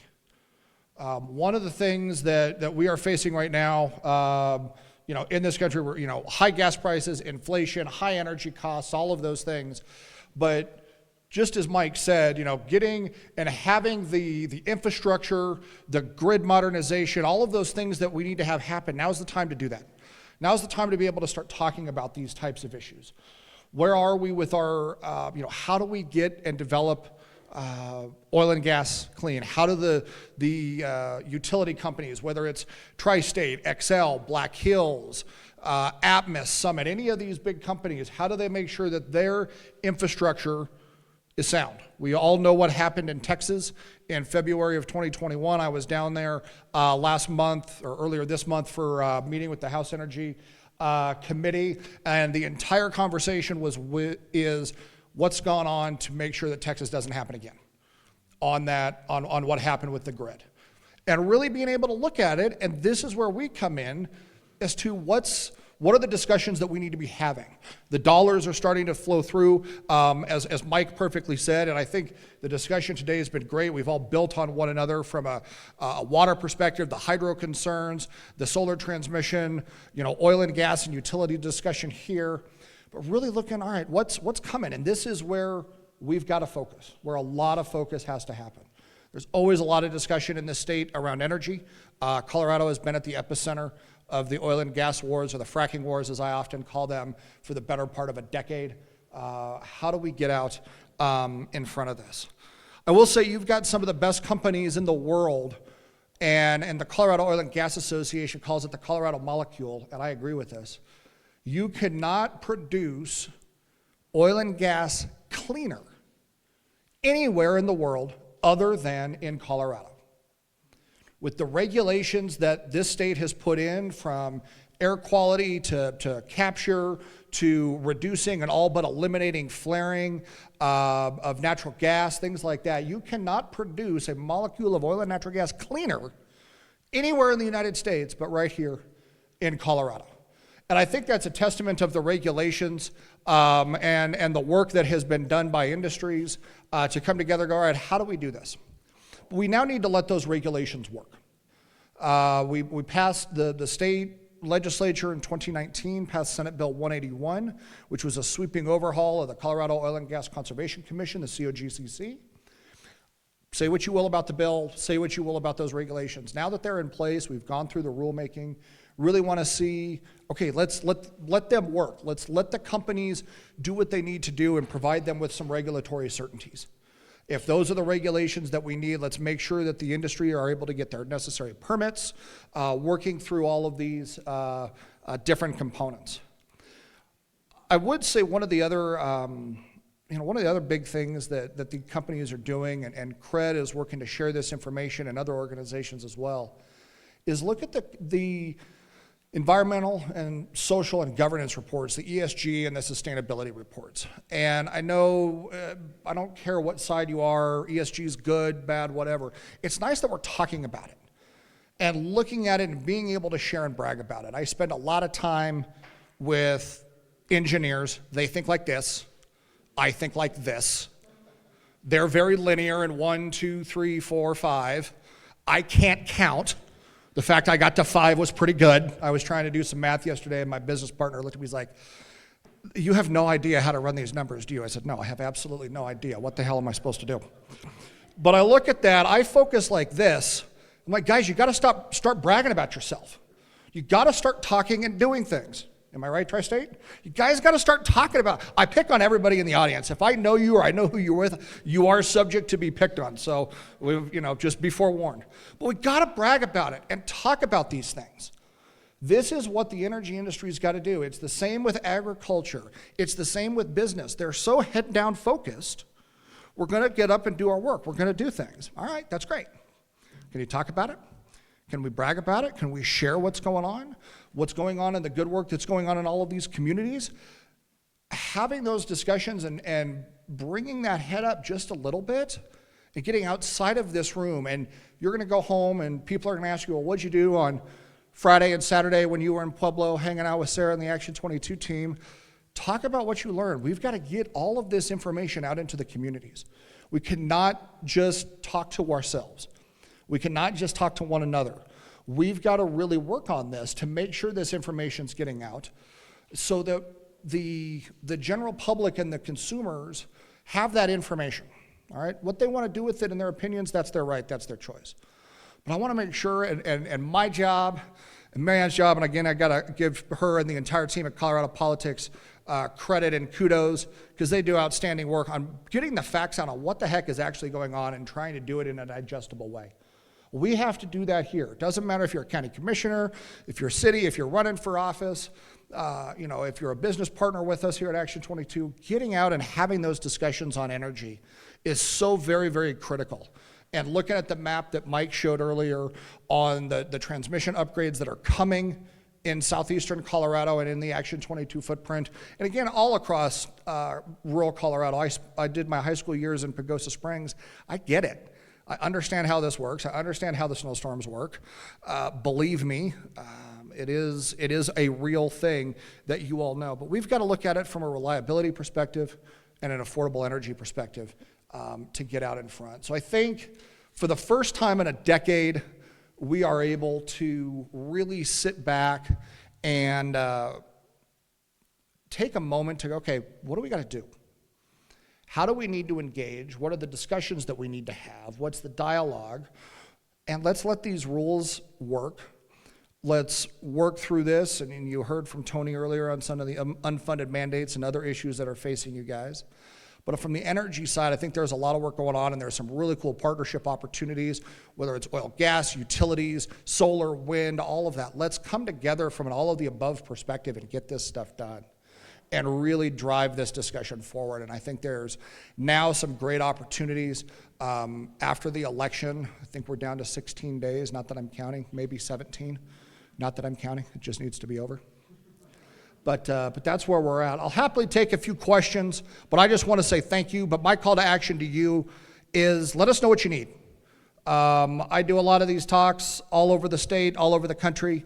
I want to get the information out. I've got a team on my staff happy to come and talk to you guys. If you need materials, if you need information, happy to get that information to you, whatever that might be. And if I don't have it, I can work to go find it. So I want to be a resource. My call to action to you is please help us get that information out. So with that, now I will promise to take a few questions, if that's allowed. Questions for Mark, and don't be shy. Wow. Yes, sir.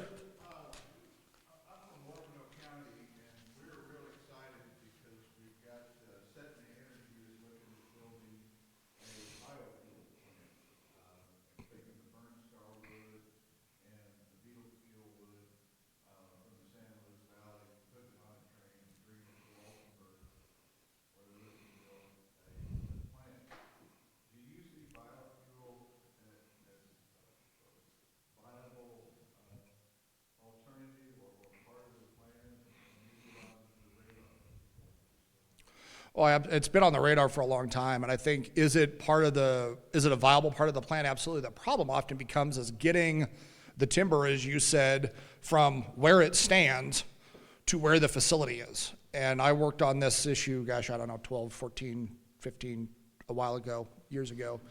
Kept going back, nope, it was longer than that. And the problem became the transmission, and the transportation of the material from where it's fell to where the plant is, and getting it there. So having that train line, being able to get into Walsenburg would be great. And if it can work, I see no problem. I have no issue with it. I'm not well, natural gas is better than coal is better than, so I don't care. It's clean. How do we get clean, reliable, affordable energy? Those are the key things that we need to look at. And if that means we add solar into the mix, great. We add wind, we add biofuel, we have natural gas. All of these things have so that we're ready to go. So if we can do it and also deal with some of our forest issues, so as Mike said, that Poncha Pass, isn't bright red from a forest and a wildfire mitigation perspective, game on. Other questions? Anything else for Mark? All right, thank you. Awesome. Thank you all.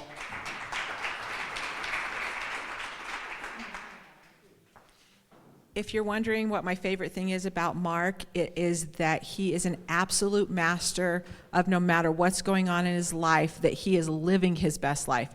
Nobody is better at it than he is. I don't know if you guys picked up on this, but I have a little bit of affection for the people who produce our food. It doesn't help that Tony Haas is so good looking. It's a big distraction. The stylists for Yellowstone follow Tony around, right? One of the biggest advocates, maybe the biggest advocate, the smartest advocate, the most powerful advocate for ag in Colorado is Colorado Farm Bureau. One of the most brilliant people at Farm Bureau.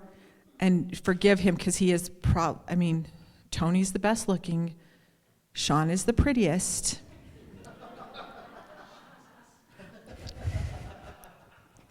But look past that because he actually is one of the more brilliant minds at Colorado Farm Bureau. Please help me welcome Sean Martini.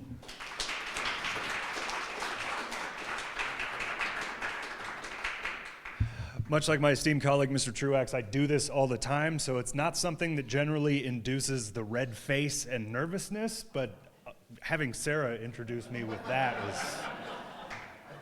I still got to breathe.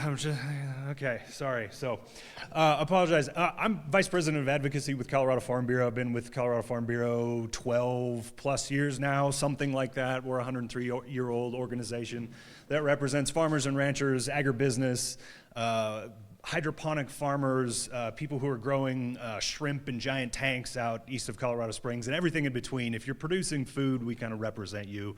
And we also represent the rural communities that rely on that industry and are also huge providers to the success of that industry. It's a symbiotic relationship, and so we really advocate for the enhancement of rural Colorado as a way to ensure the success of the agriculture industry in the state of Colorado. We're a pretty big industry. The number you always hear is 47 billion thrown around. It's the second largest one in the state. That's if you include food processing and consumer packaged goods and the sorts of things that rely on production agriculture. But I usually work from specifically the farm gate, which is about $20 billion of economic activity in the state of Colorado. It's not small. It's the biggest industry that nobody ever thinks about until they take a drive out I-70 or go or up I-76. And then they start thinking about all those things that are happening out there. What are those big circles in eastern Colorado doing? When we talk about this, a lot of when the brief is sort of wide open, talk about whatever you want. I typically do sort of a presentation that goes through a SWOT analysis for production agriculture in the state of Colorado: strengths, weaknesses, opportunities, threats. Given what the theme of today's conference is on in terms of enduring and excellence and persevering and continuing on, keeping on. Let's look at the opportunities piece. We could talk about lots of weaknesses and threats, global supply chain, what's going on in Russia, Ukraine, the fact that we've got historic drought, not only here in the West, but in the eastern part of the country too, so much so that barge traffic along the Mississippi River is starting to grind to a halt due to low water levels in some areas, which is a huge problem for production agriculture and food price inflation if you're looking forward. But we're not going to go there. So just a few of the things that I thought I would mention today in terms of what we're looking at for opportunities. As difficult as it becomes sometimes to get caught up in the weaknesses and threats, there are a significant number of opportunities.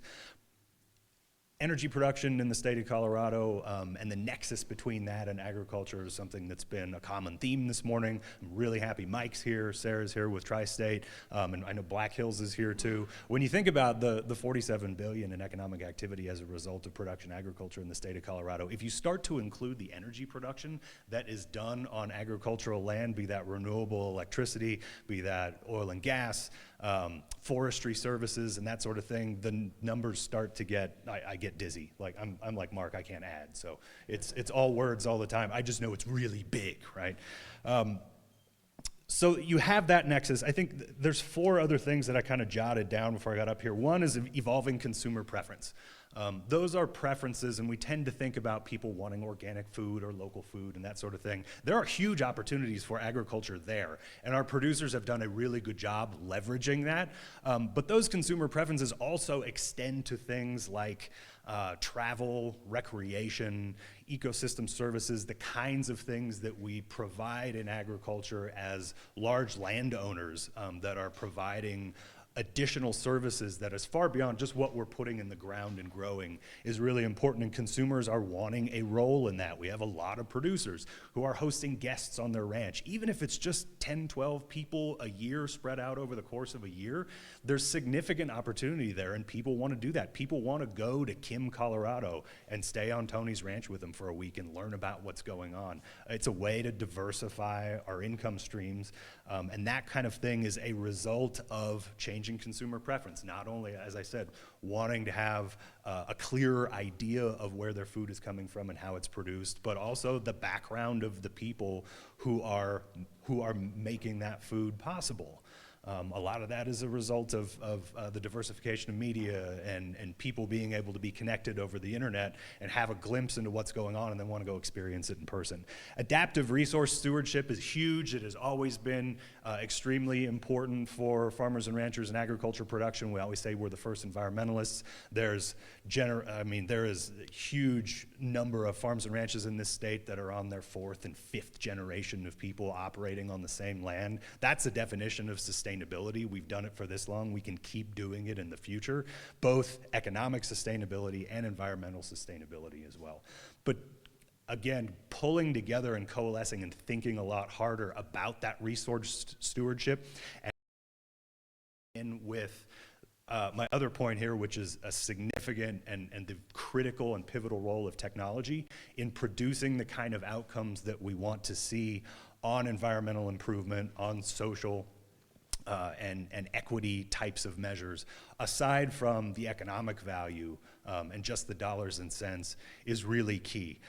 Finally, the thing I would mention too is the globalization of markets. There's lots of talk about onshoring, different companies onshoring and friendshoring, trying to decouple from China, trying to take Russia out of the global supply chain. That's all important. It sort of stops when it comes to the production of food. And we've seen that with the inability to get the vast amount of grain that Russia and Ukraine produce out of the Black Sea and onto global markets.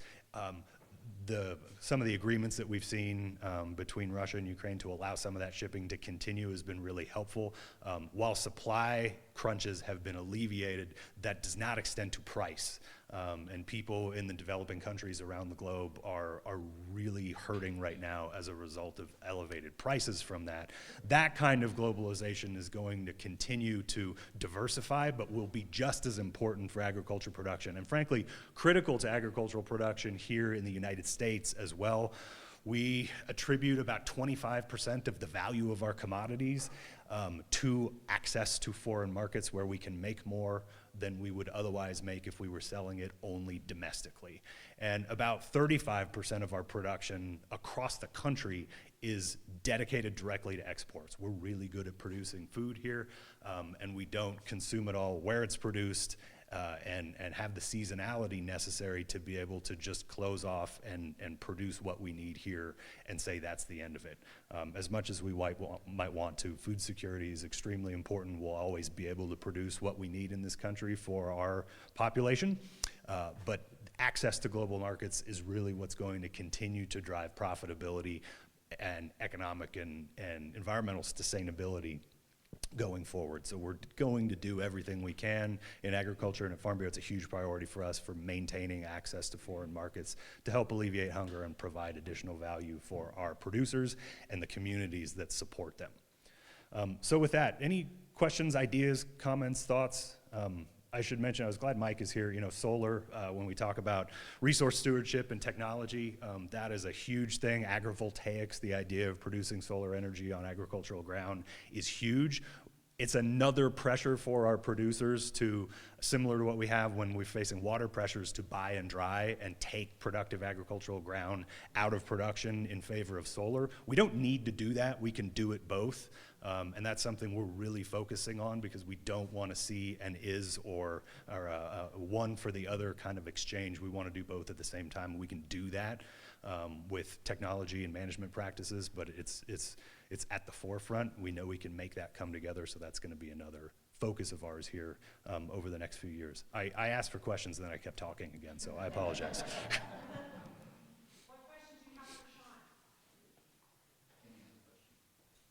Timmy does? Go ahead, bud. My question is, with power, ag, and all of this involving foreign countries, this definitely has an effect on the supply chain. So, what are we gonna replace it with if we cut out Russia from gas lines and food from Russia? How is that gonna affect the supply chain? No, it's critically important. Everybody's figuring that out right now. Europe is going to be pretty cold this winter because they're being forced to isolate geopolitically Russia as it pertains to the gas that they produce there that heats European homes. And I think Mike probably has a lot of thoughts on that, even though Europe is not as sunny as we are here in Colorado. The same goes for food. That's one of the reasons why the UN really leaned in so hard to trying to get Russia to allow Ukraine to be able to export grain and get around its blockade so that it could alleviate some of those supply crunches. We're still tight, and again, when you do that, you reduce food mobility and the ability to get it to where it needs to be and when. We can be, much like we can with oil and gas, we can be the world's swing producer in both oil and gas and agricultural production, but we need to be free to do so and have the ability to scale up and alleviate some of the constraints that we have when, as a global community, we come together and say, no, Russia, you're going to get blocked off because you can't invade a sovereign nation just at will. So will you say that, not the sovereign nation part, but just before that, one more time for emphasis, because that's probably the most important point. The U.S. can be the swing producer in oil and gas production, electricity production, and food production. We just need to be allowed to do so. Excellent. That was what you were looking for, I'm thinking, right? So with that, one final thing, just in closing, thank you all for being here on a Saturday. These kinds of things are really important. It's a voluntary organization. We have the freedom to do that here in this country, and that's what makes us so great. One of the things we do at Farm Bureau, not infrequently, is host groups of farmers and ranchers from around the world who come into Colorado to do trade missions and that sort of thing, and we host them at our office. The second or third year I was at Farm Bureau, we hosted a delegation of farmers from Turkey. And they grew all sorts of different things and really wanted to ask about the structure of our organization, what we do and how we do it. So we took them through soup to nuts, what Farm Bureau is, how it got started, how we operate, what we do on a daily basis, and why that's important. And at the end of the conversation, one of the guys asked, well, who lets you do this? And we kind of looked at each other and we said, well, you know, we have a board of directors and we have members and they pay dues and that sort of thing. He said, no, who allows you to do this? And we went, oh, that's an interesting question. We can just do it. It's sort of in the Constitution and it's what we value here. And we don't have to ask permission the way you guys do. Because I said, really, we would have to go get a permit to have the kind of meeting that we're having here today and that you do at your annual meeting every year from the government in order to do it. And I knew that in theory, but it was interesting to see that in practice. We couldn't do this today in Turkey the way we're doing it right now, but for the kinds of freedoms that we have ensconced in the Constitution. So it is important that you are here exercising that right. People don't think about that often enough, so thank you very much for listening to me blather on a Saturday morning, and my, fat-headed colleague over there. And others, so thank you.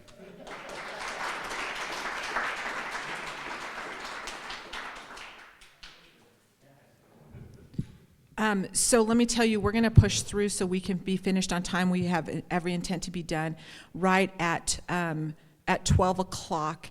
We're going to ask you to stick around. We are doing, for the first time in 5 years, we're doing awards today. And so we are asking you to stick around for those. We have a chairman's award and some other awards we're going to give today. Before I introduce Micah on this topic, I need to give you some perspective.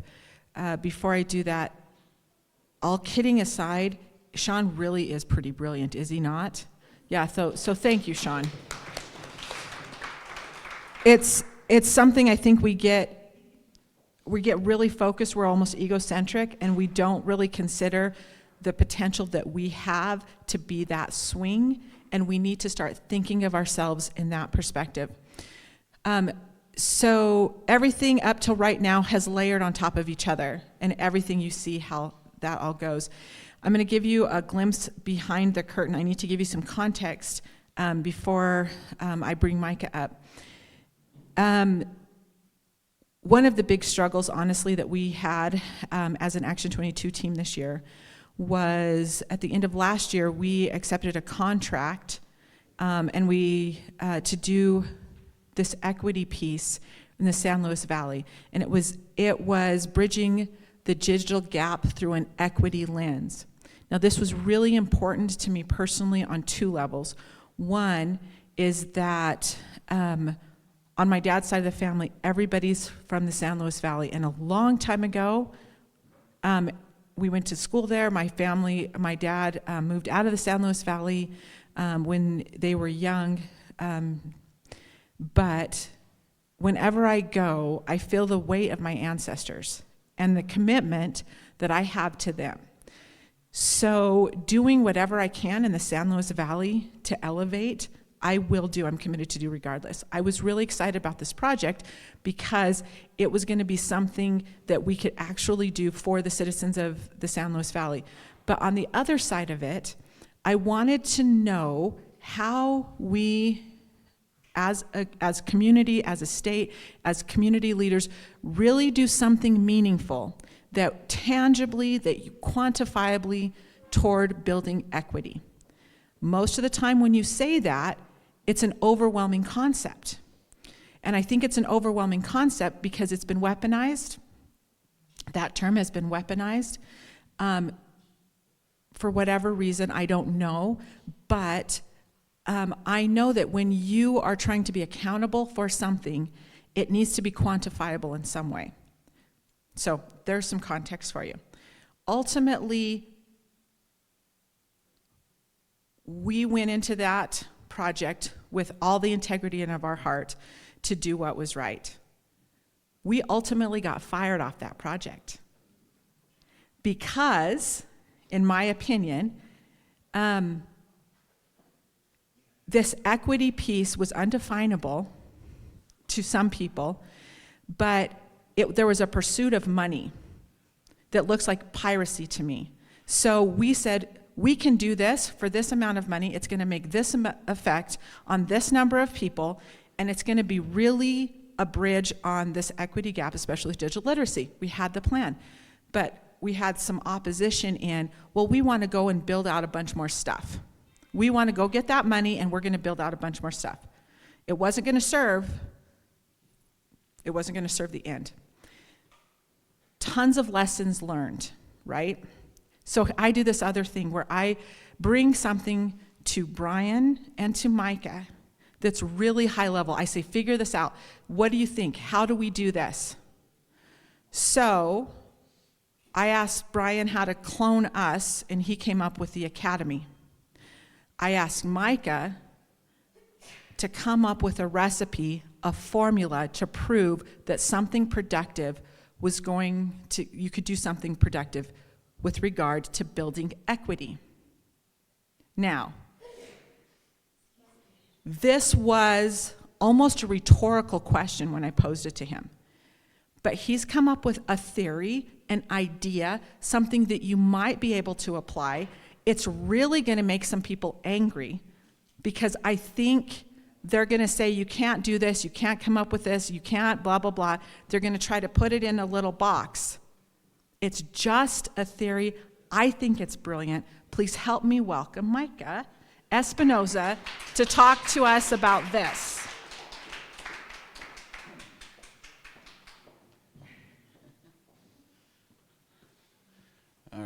I've gotten certainly some funny reactions as I've discussed this. Like Sarah says, it's a theory about equity. And it's probably a topic that should make most of us kind of clinch up a little bit because, like Sarah said, it's been quite weaponized.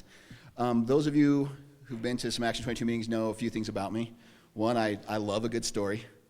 And as Sarah said, I think a couple times in our annual meeting, I have this weird tick in my brain about languages and terminology and verbiage. I think it's absolutely critical that we use precise terminology so that we can be productive in our communication.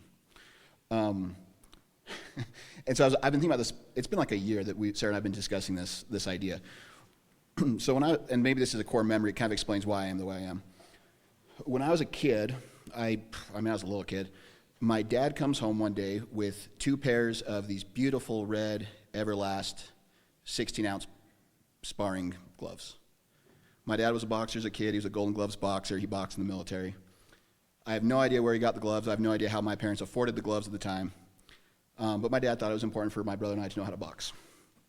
So he comes home and gives us kind of the basics, keep your hands up, keep your feet moving, keep circling. And so the next thing I know, we're out in the driveway under the street lamp getting ready to box. And my brother's, when we were little, he was quite a bit smaller than me. He's since discovered beer and caught up quite a bit, but he's still quite a bit smaller than me. So we're so we start circling, and every time my brother would go to swing, he would kind of wind up. So I'd pop him in the face. And my dad's like, Micah, pull your punches. I'm like, got it. So we circle, he drops his hands, I punch him in the face. Pull your punches. I will. At the time, I thought pull your punches meant something like, don't hit him every chance you get. I didn't realize it meant, don't hit him as hard as you can. So we're circling, and I'm like waiting like every second or third time to punch my brother in the face. And you can hear my dad getting more and more frustrated on the side, like, Micah, pull your punches. I'm like, I am. So after a while, he gets frustrated enough. He goes, give me the gloves. Takes the gloves off my brother.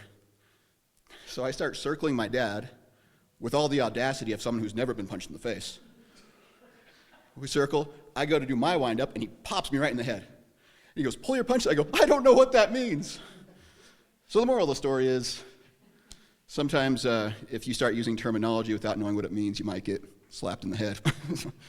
So that's probably why I'm a little particular about how we use the words we use. So let's talk about equity. Like Sarah said, if nothing else, I hope today I give you something at least to think about that maybe you haven't before. Equity is really tough. We all know it's really important. Like, we can feel intrinsically how important it is. And I think maybe sometimes we don't know exactly why. Like I said, I've been kicking this idea around for about a year. And the other day I asked a good friend of mine if I had told him about this idea, about this formula I've been working on. And he literally said, probably, but whenever I hear someone talk about equity, I just stop listening. And that's kind of, I think, how a lot of us are. Like, we know it's important, and we hear about it more and more and more. But like Sarah said, it's kind of been weaponized. And there's entire jobs, departments dedicated to equity, diversity, inclusion. To me, diversity and inclusion are a little bit easier. Because inclusion, it's almost intrinsic. Like, we know if we're being included or excluded, and it's not as quantifiable. You're not, like, kind of included. And I think that goes all the way back to when to our caveman days, right? If you weren't included, if you weren't in the club, like in the tribe, you weren't going to last very long. So we know inclusion's important. It's life or death. Diversity is a lot more quantifiable.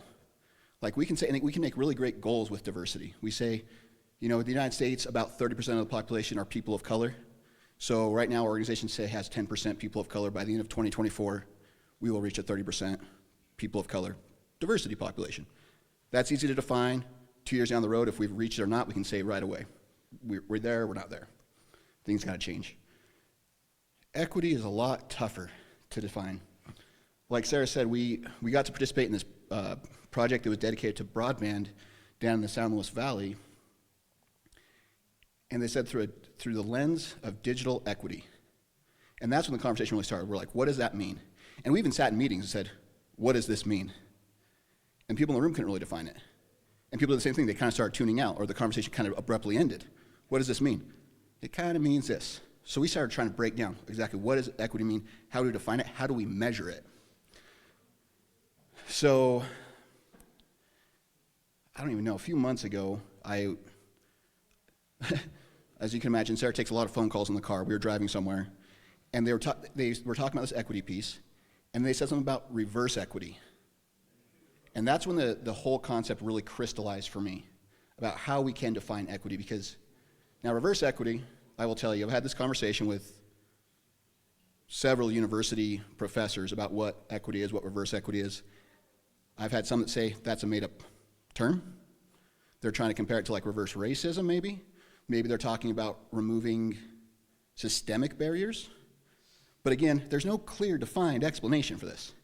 And all the people in this room, I know most of you pretty well at this point, we're very goal-oriented, we're very action-oriented. So we need to be able to demonstrate that we're actually making progress. So when we can't define what we're doing, it is impossible to plot a course if you don't know where your starting point or your ending point are. What's the point of even going on the journey, right?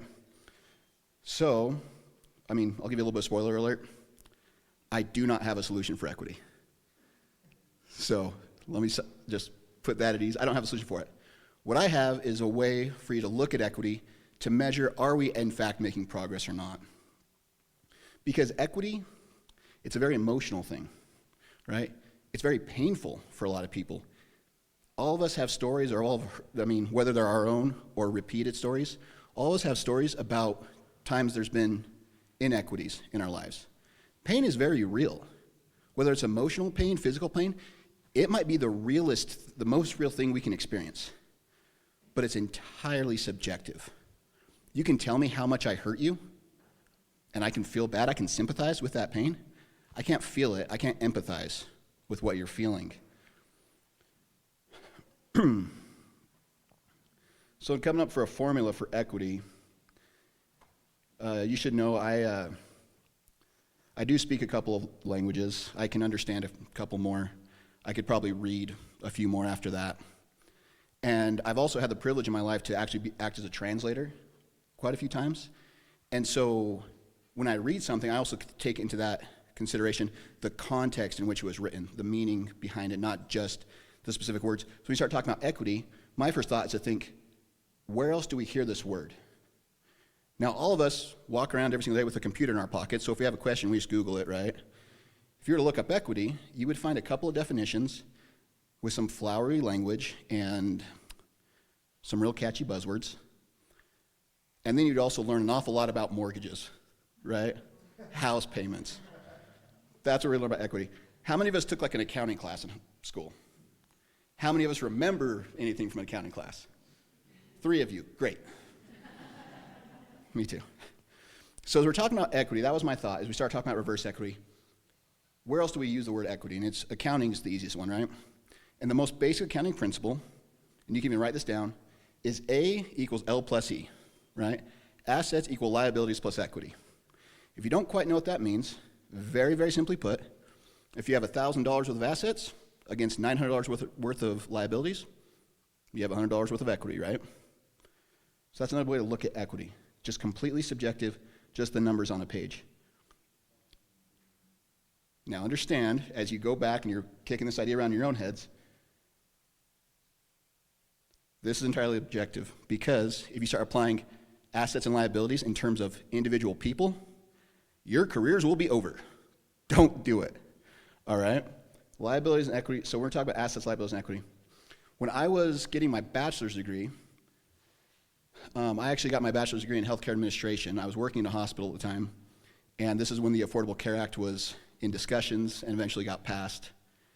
And I can argue that the Affordable Care Act certainly wasn't the first time that equity was used. It might have been the first time it was fully weaponized, and I could argue that it might have been the last time it was correctly used as a term in the context of equity.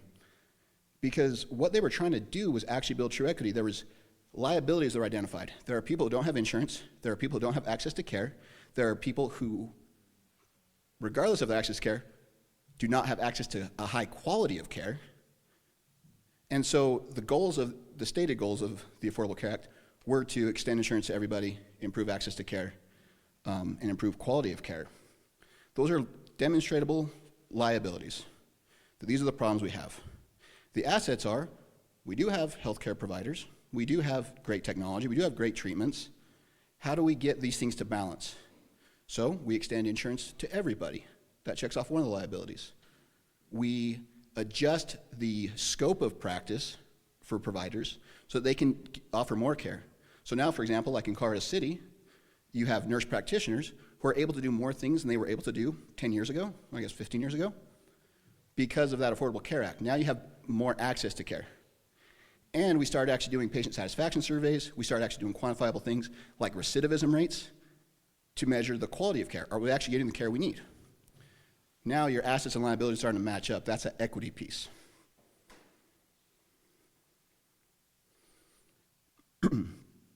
So that was a really critical thing. So going back to the San Luis Valley, we start talking about broadband.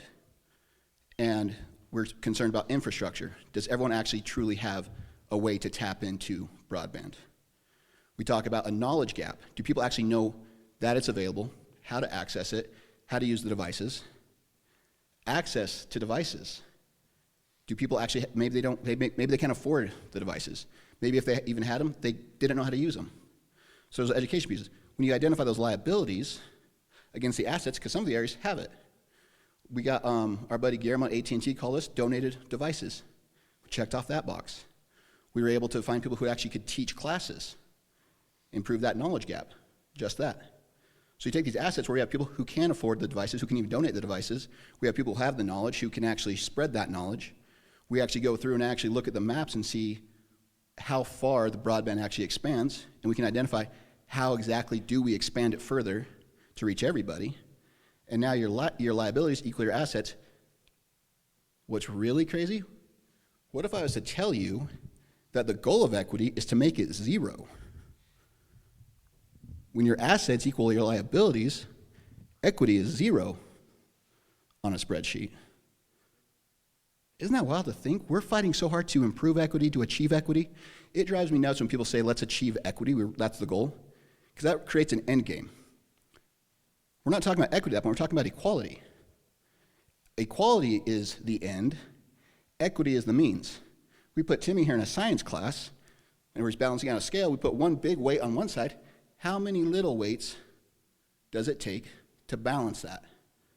That's equity.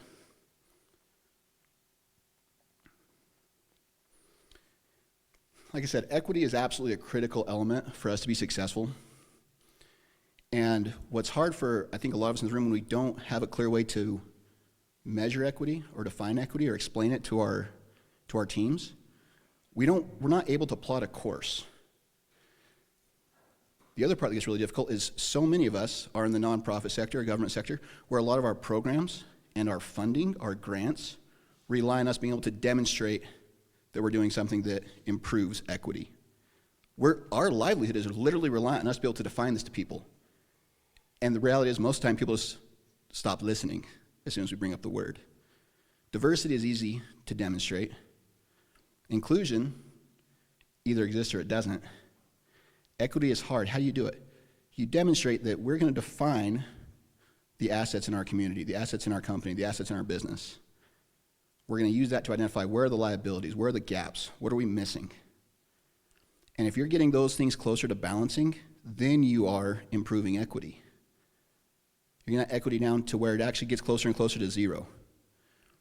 And so you go on, you do these grants, you do these programs, and you say, this is where we started. This is where we're going. This is where we are right now. And you do that through a lens of equity. Now, again, I'm going to ask you to remember back to 7th grade math class. If you do something to one side of the equation, you do it to the other. And this is where that reverse equity piece really finally kicked in my brain. So Sarah was talking about reverse equity to somebody on the phone, and I'm like, what does that mean? I said, what if we take away equity? If we take equity away from one side of the equation, we have to take away from the other side of the equation. Okay? That's just simple arithmetic. Now, if you multiply stuff, one side of the equation, you have to multiply it by the same value on the other side of the equation. That's where you bring in the objectivity. It's no longer subjective. Like with the Affordable Care Act, I can say, I want my mom to have cheaper insurance, better care, all the best specialists. Or we can say, everyone in the community has improved health equity. So we multiply the assets by health, we multiply the liabilities by health, we multiply the equity by health, and now we're able to objectively look at this and assign a value to it and measure unequivocally whether or not we're improving. If you multiply one side of the equation, you have to multiply the other side of the equation. And that works you closer and closer to zero. So like I said, this is way outside the box for most of us, but it's something I wanted to give you an idea to think about as you're planning these programs, as you're looking at these grants and things like that. This makes a very easy way for you to say, this is how we are going to improve our equity in this particular area. So it's way outside the box, but think about this. I'm going to close with a quote. Well, let me say this too. This is very much a work in progress. I've been kicking around for a year. If you think this is wrong, please come tell me why. I would love to hear why this is wrong. I know some of you have some great ideas right off the bat. And let's work this out together because it's something that we're all subject to, so it's something we can all improve on. One of the greatest lateral thinkers of all time, of course, was Albert Einstein. He said, creating a new theory is not like destroying an old barn and erecting a skyscraper in its place. It is rather like climbing a mountain, gaining new and wider views, discovering unexpected connections between our starting points and its rich environment. Thank you.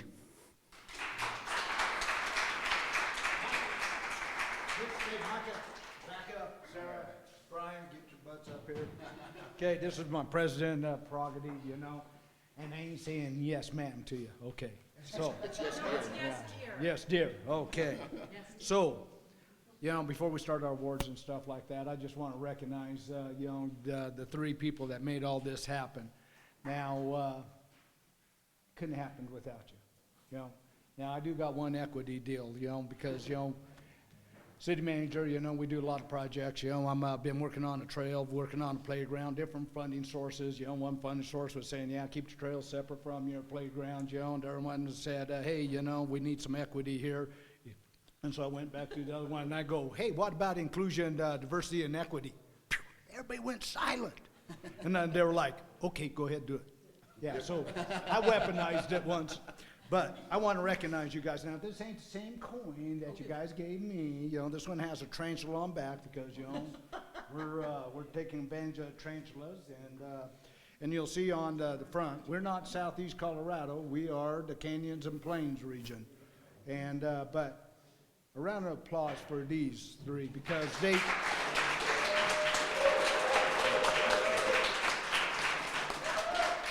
saw that situation. They saw that Young wasn't working in San Luis, and they turned on the dime to make this organization work. And then by the end of the, till we're up to right now, and look at us today. And we couldn't have done it without you three working as a group. Best group I've ever seen. Thank you. Appreciate you.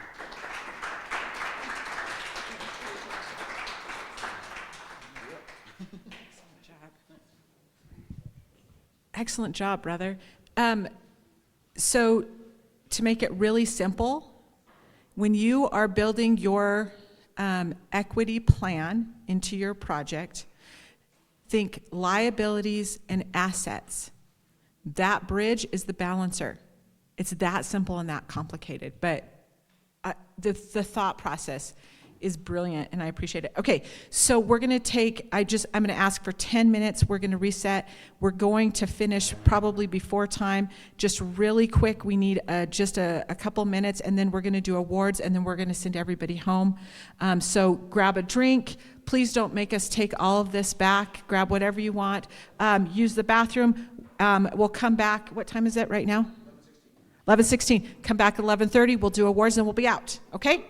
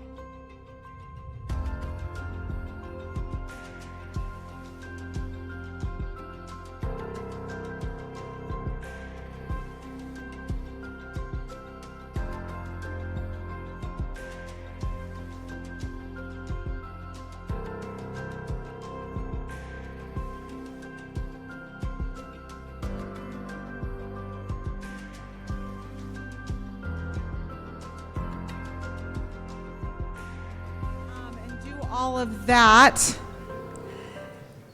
So, really quick before I get into our why and about, I talked about this a little bit yesterday, and you saw this. I was laying in bed thinking about, how this should look and how this should feel. I always really want everybody, when they leave the annual meeting, I want all of you to feel really fed and inspired and ready to get back in it. That's always been important to me. But I remembered, just out of the blue, I remembered this quote, and I can't even remember how it was brought to mind, but this, societies grow great when old men plant trees in whose shade they will never sit.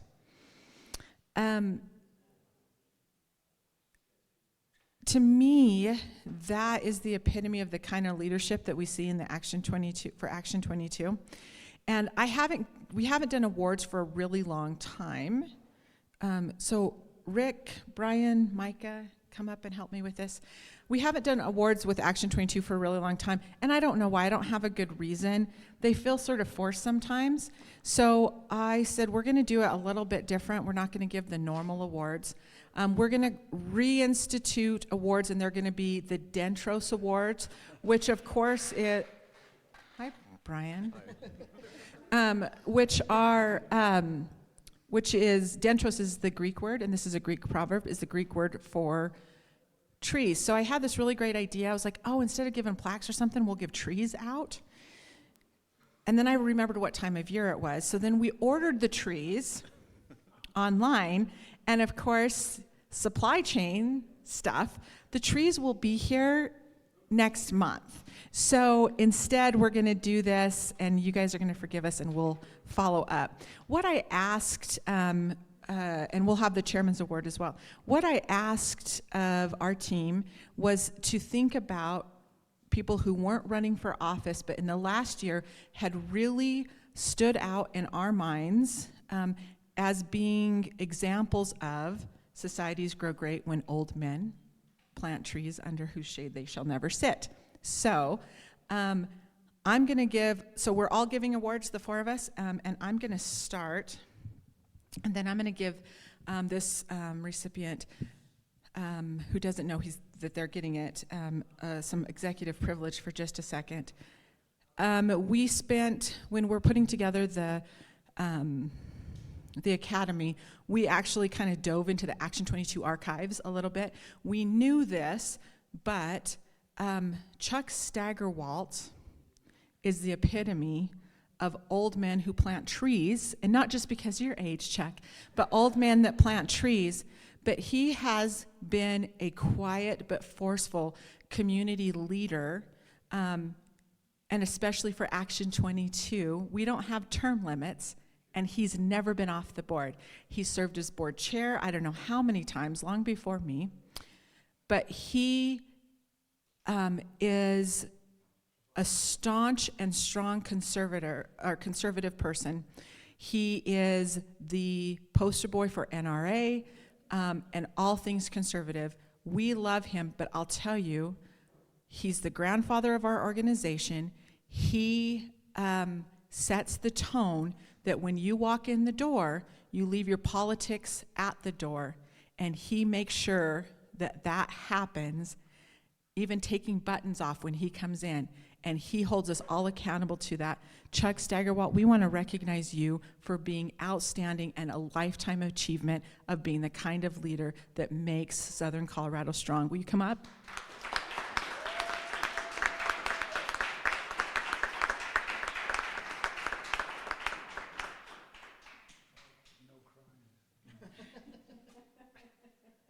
You snuck this in on me. Yes, I did. And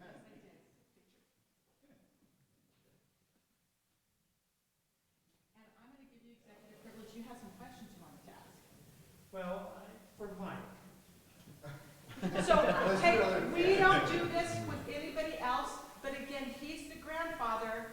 If he sets the tone, he gets to do this. Mike, get back up there. Be scared. Be very scared. wanted, just, Just stand. Okay. he hasn't been here before, he doesn't trust us. He's That's entirely fair. Trying to get out the door. All right, what's up, Chuck? I'm an electrical contractor, so of course electricity is my business. The questions I have, a wind generator costs about $1 million, and feel free to correct me on anything I say. A wind generator costs about $1 million by the time it's installed, and has a lifespan of about 30 years. Does it produce $1 million in electricity in those 30 years? In total generation? Certainly, so I'm not a wind guy, but a new wind turbine is going to be about a megawatt, right? So it'll produce a 30% capacity factor. 360 times 24 times 30 is, I don't know, 1,000, is that right? And times 30 years, so 30,000 megawatt hours at, I don't know, roughly, the newest tri-state price, do you know what you guys got? I know. $30 a megawatt hour? It's about, 28. Yeah, so it's gonna produce, yeah.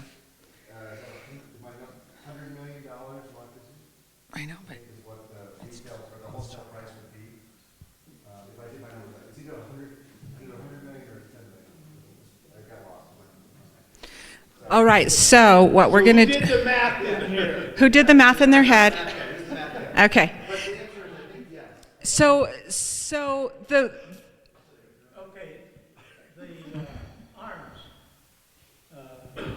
of a wind generator are not recyclable. The only way you can dispose of them is landfills. It would change, that's changed. Again, not a wind guy, but the newer versions now are being recycled. So NextEra, who has many of the projects on the Eastern Plains, has a full recycling program. They turn them basically into insulation. What do you call it? The Pink Panther stuff, right? They chop them up in terms of that. But they have a full recycling plan now. They got fully embarrassed by the New York Times article and the Quigley. Yeah, so they have plans now. Same with solar as well. We're working on recycle about 90% of our stuff. The largest deposit of the mineral for manufacturing batteries is in Afghanistan? Which lithium ion? Yes. Lithium's kind of everywhere. I don't know how to say that. Cobalt is used by a lot of battery manufacturers. That's in Central Democratic Republic of Congo. But I don't know anything that's in Afghanistan. But we obviously are concerned about warlords in the last sure. And the largest manufacturer of batteries Is in China. is in China. Yep. Okay. Just points to ponder. Right. Well, I'll get to that just real quick. I know we're trying to. Yeah.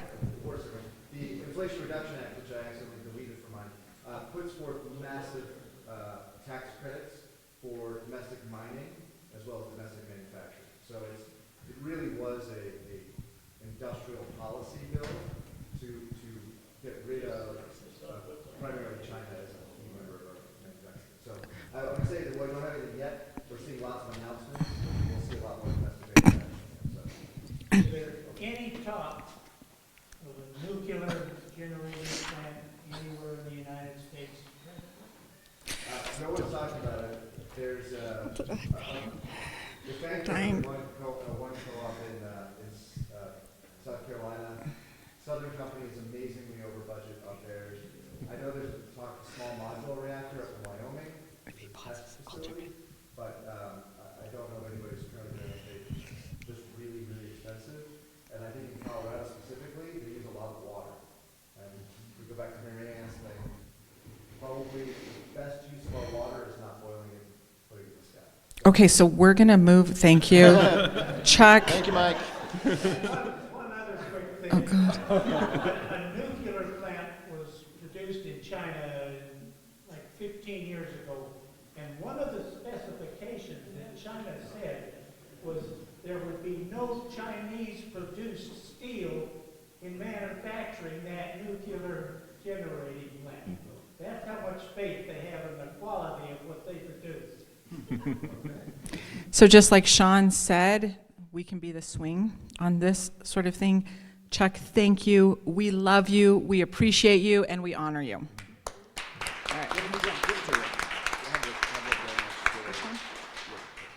Oh, Rick, you're up. I'm up? Yeah. Oh, man, okay, I thought I was last. Okay, so, now,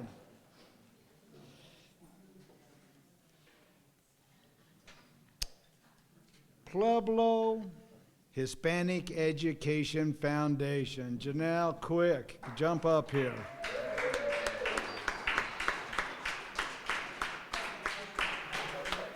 Now, I've only met her just recently, and creating opportunities of higher education. I'm the city manager of La Junta, Colorado, and I've watched the population of La Junta go from about 37% Hispanic to the last one is 49%. And as we grow, we got to bring up all the sectors and stuff. Otero College is a Hispanic serving institute now. I'm a third generation La Juntan, Southeast Colorado, Plainsman, but I'm proud to be. My family was the only white family within a neighborhood, and we owned a grocery store, and we made sure my dad, his dad before him, because we came in 1885 and been there ever since. And the people in our neighborhood were so tremendous. And I see where, like the neighborhood that I grew up in and stuff like that, everybody's like, oh, they're from the Lower East Side. They don't make, they ain't going to come forward to do anything, be a part of the community. Well, I keep telling them, well, I was from that same neighborhood, and these are great people. And we got to make sure everybody has that chance. And when she was talking to me about trying to give opportunity down, spreading it from Pueblo down into Southeast Colorado, that is one thing that we definitely need is, that equity, so I'm going to weaponize it. But I want to thank you, and I want to present you with this award. Thank you. Okay, and I'm going to give you a hat. Now, the hat, we're not Southeast Colorado no more. We are the Canyons and Plains region. And that's because we have these beautiful canyons and the plains. If you haven't been out there, it is full of wildlife. It's so great. Has great people, and also have a challenge coin for you to make sure. Now, this ain't the one that Micah gave me, but it has tarantula on back, and and the challenge I got for you is to bring everybody up to speed in Southeast Colorado, so we move forward together. I love it. Thank you. I want a hug. I'm a hugger. I think I just got my coin. Thank you very much. Sarah said I don't get executive privilege.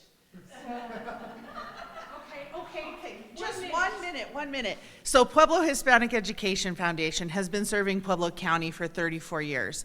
And we know that the southern region of Colorado is going to be the next growth point for our state, and we have to prepare that area for the future. And so PHEF, or FEF as the kids like to call it, because they're hooked on phonics, is really positioned to help the southern region. And so we want to work with La Junta and Rocky Ford and Lamar and Trinidad and Alamosa to continue the fight for higher education, and we've talked about trades and all of those things. And that's really relevant because southern region's positioned to grow in our state, and so we have to get them ready. So we're taking that challenge. So thank you for this. It's lovely.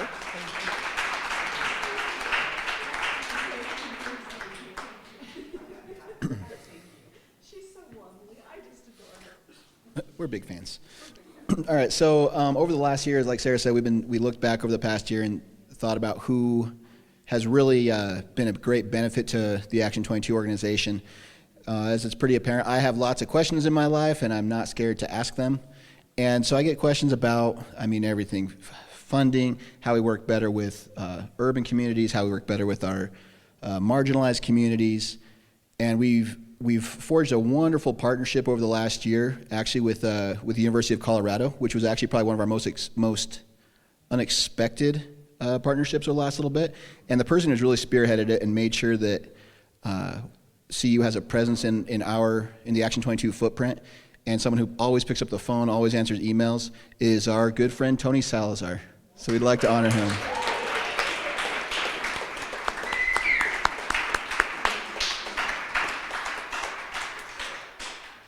It's the Dentros Award, or as we like to call it, the Old Man in the Tree.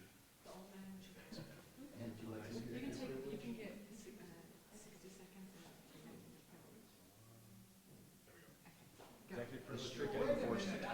Janelle, jump back up here.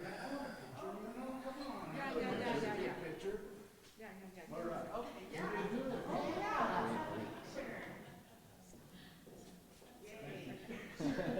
Well, what an unexpected surprise. First and foremost, I want to thank Micah and Sarah and Brian for just being great partners. And I want to recognize Christina Beck as well, who's just coming up to take a picture. Our office has gone from 1 person during the pandemic to now 2, and it's going to grow to 7 in the next couple months here.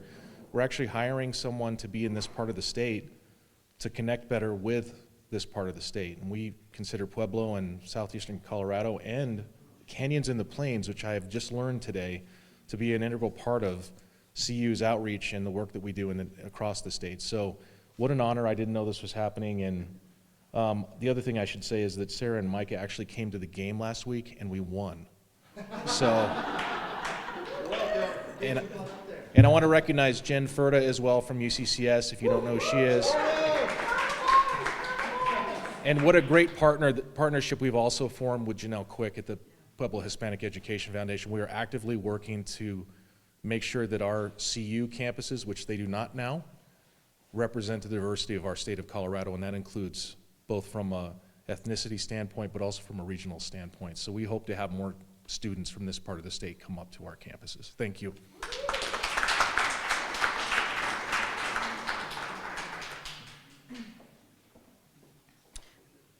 I've really been looking for the last couple years, warrior women of the West is what I like to call them.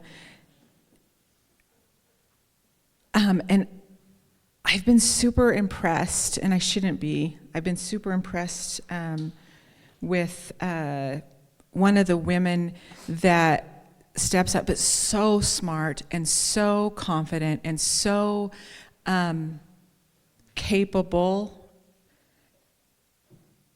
And the kind of partnership, but also the kind of forward thinking and involvement in the communities and really solution finding that's going to bring us, I believe with all my heart, help to be key to bringing us out of one of the worst crises we've had in Colorado in a long time. That's the housing crisis. We wanted to give an award this year to Caroline Trainey, who has blown our mind repeatedly.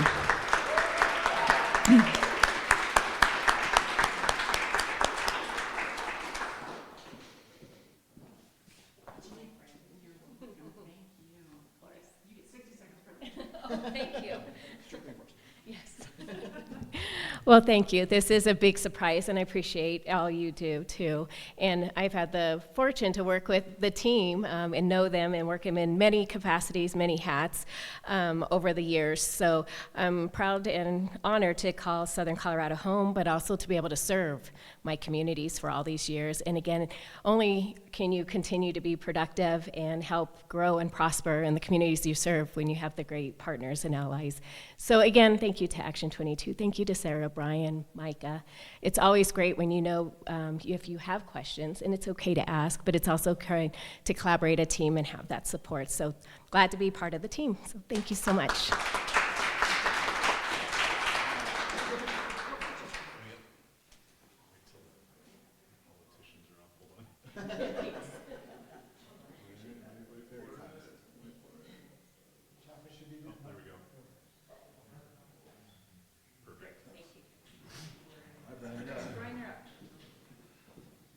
All right, so we have 2 other awards we're going to give out, and unfortunately they couldn't be here. First, he was here last night, Abel. I have worked with Abel for probably 17 years on everything broadband, It started out with him coming into my office, and I could say this because he's not here, but he will probably say the same. You know, I'm just a young congressional staffer, and we're fighting over CAF 2 funding, and it was Abel coming in for the quarterly briefing, giving me the maps, us saying the maps aren't right, him saying the maps are right, and then arguing about it. So now in our capacity and our jobs as our career move forward, it's really good to see him involved. And he's doing it because he cares. He's not getting paid for what he does, and he's doing a lot right now. So we wanted to give him an award, but again, unfortunately, he can't be here. And the name of this award is? The Old Man in the Tree. The Dentros Award. So for Abel Chavez. So let's give a. I thought there was going to be like a specific name for the award. Okay. So the next award that we will be giving is to someone that I think we all know and we have worked with, again, in many capacities over the years, and that's for Kathy Garcia. If you didn't know, Kathy Garcia basically was here at the beginning and helped found Action 22. Funny story about Kathy, since we're doing that, is my first interaction with Kathy was in front of the liquor board on a liquor hearing because I just got off of a 2-year deployment, came back to CSU Pueblo, was bartending at night, and as bartenders do, I messed up. So I had to go in and get yelled at by Kathy Garcia for about 35 minutes. And I'm like, who is this lady? And I knew she was involved with everything at the time. So I don't know if you know this. So to get some like brownie points with the liquor board so they didn't shut us down and I didn't get fired, I made the bar join Action 22. So as a bartender back in 2004, maybe, I was a member of Action 22 to like get out of a liquor violation. That being said, she still shut us down for a week. So. But this is for Kathy Garcia, and she wished she could be here, but... and also with that, with our academy, so we're setting this academy, we're putting it together. We have boxes of files from Kathy Garcia just sitting in our office, and we open it up, and magically, she started this back in 2007, I believe. And as I'm writing everything down, how we're going to do this, what it's going to mean to the community in Action 22, she already did the work, which is easier on my part because then I didn't have to write as much. But everything that's going to come out of this Leadership Policy and Governance Academy, she actually started back in 2004. She started working on it. Unfortunately, I don't think it got off the ground in time. But she did a lot of the work for this and putting it together. And when we told her that we were going to go forward with this, she almost cried when I saw her in her office. So thank you, Kathy. I hope you're watching this, and we'll see you soon.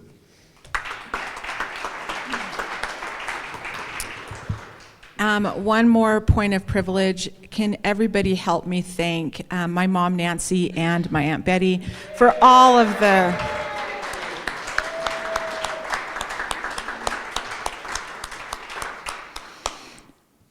Team makes all the difference, and I am incredibly, incredibly blessed in every aspect of my life to have the people that I lean on to do all of this. And I want to thank my board, the Troika, Mom, everybody. Thank you so, so much.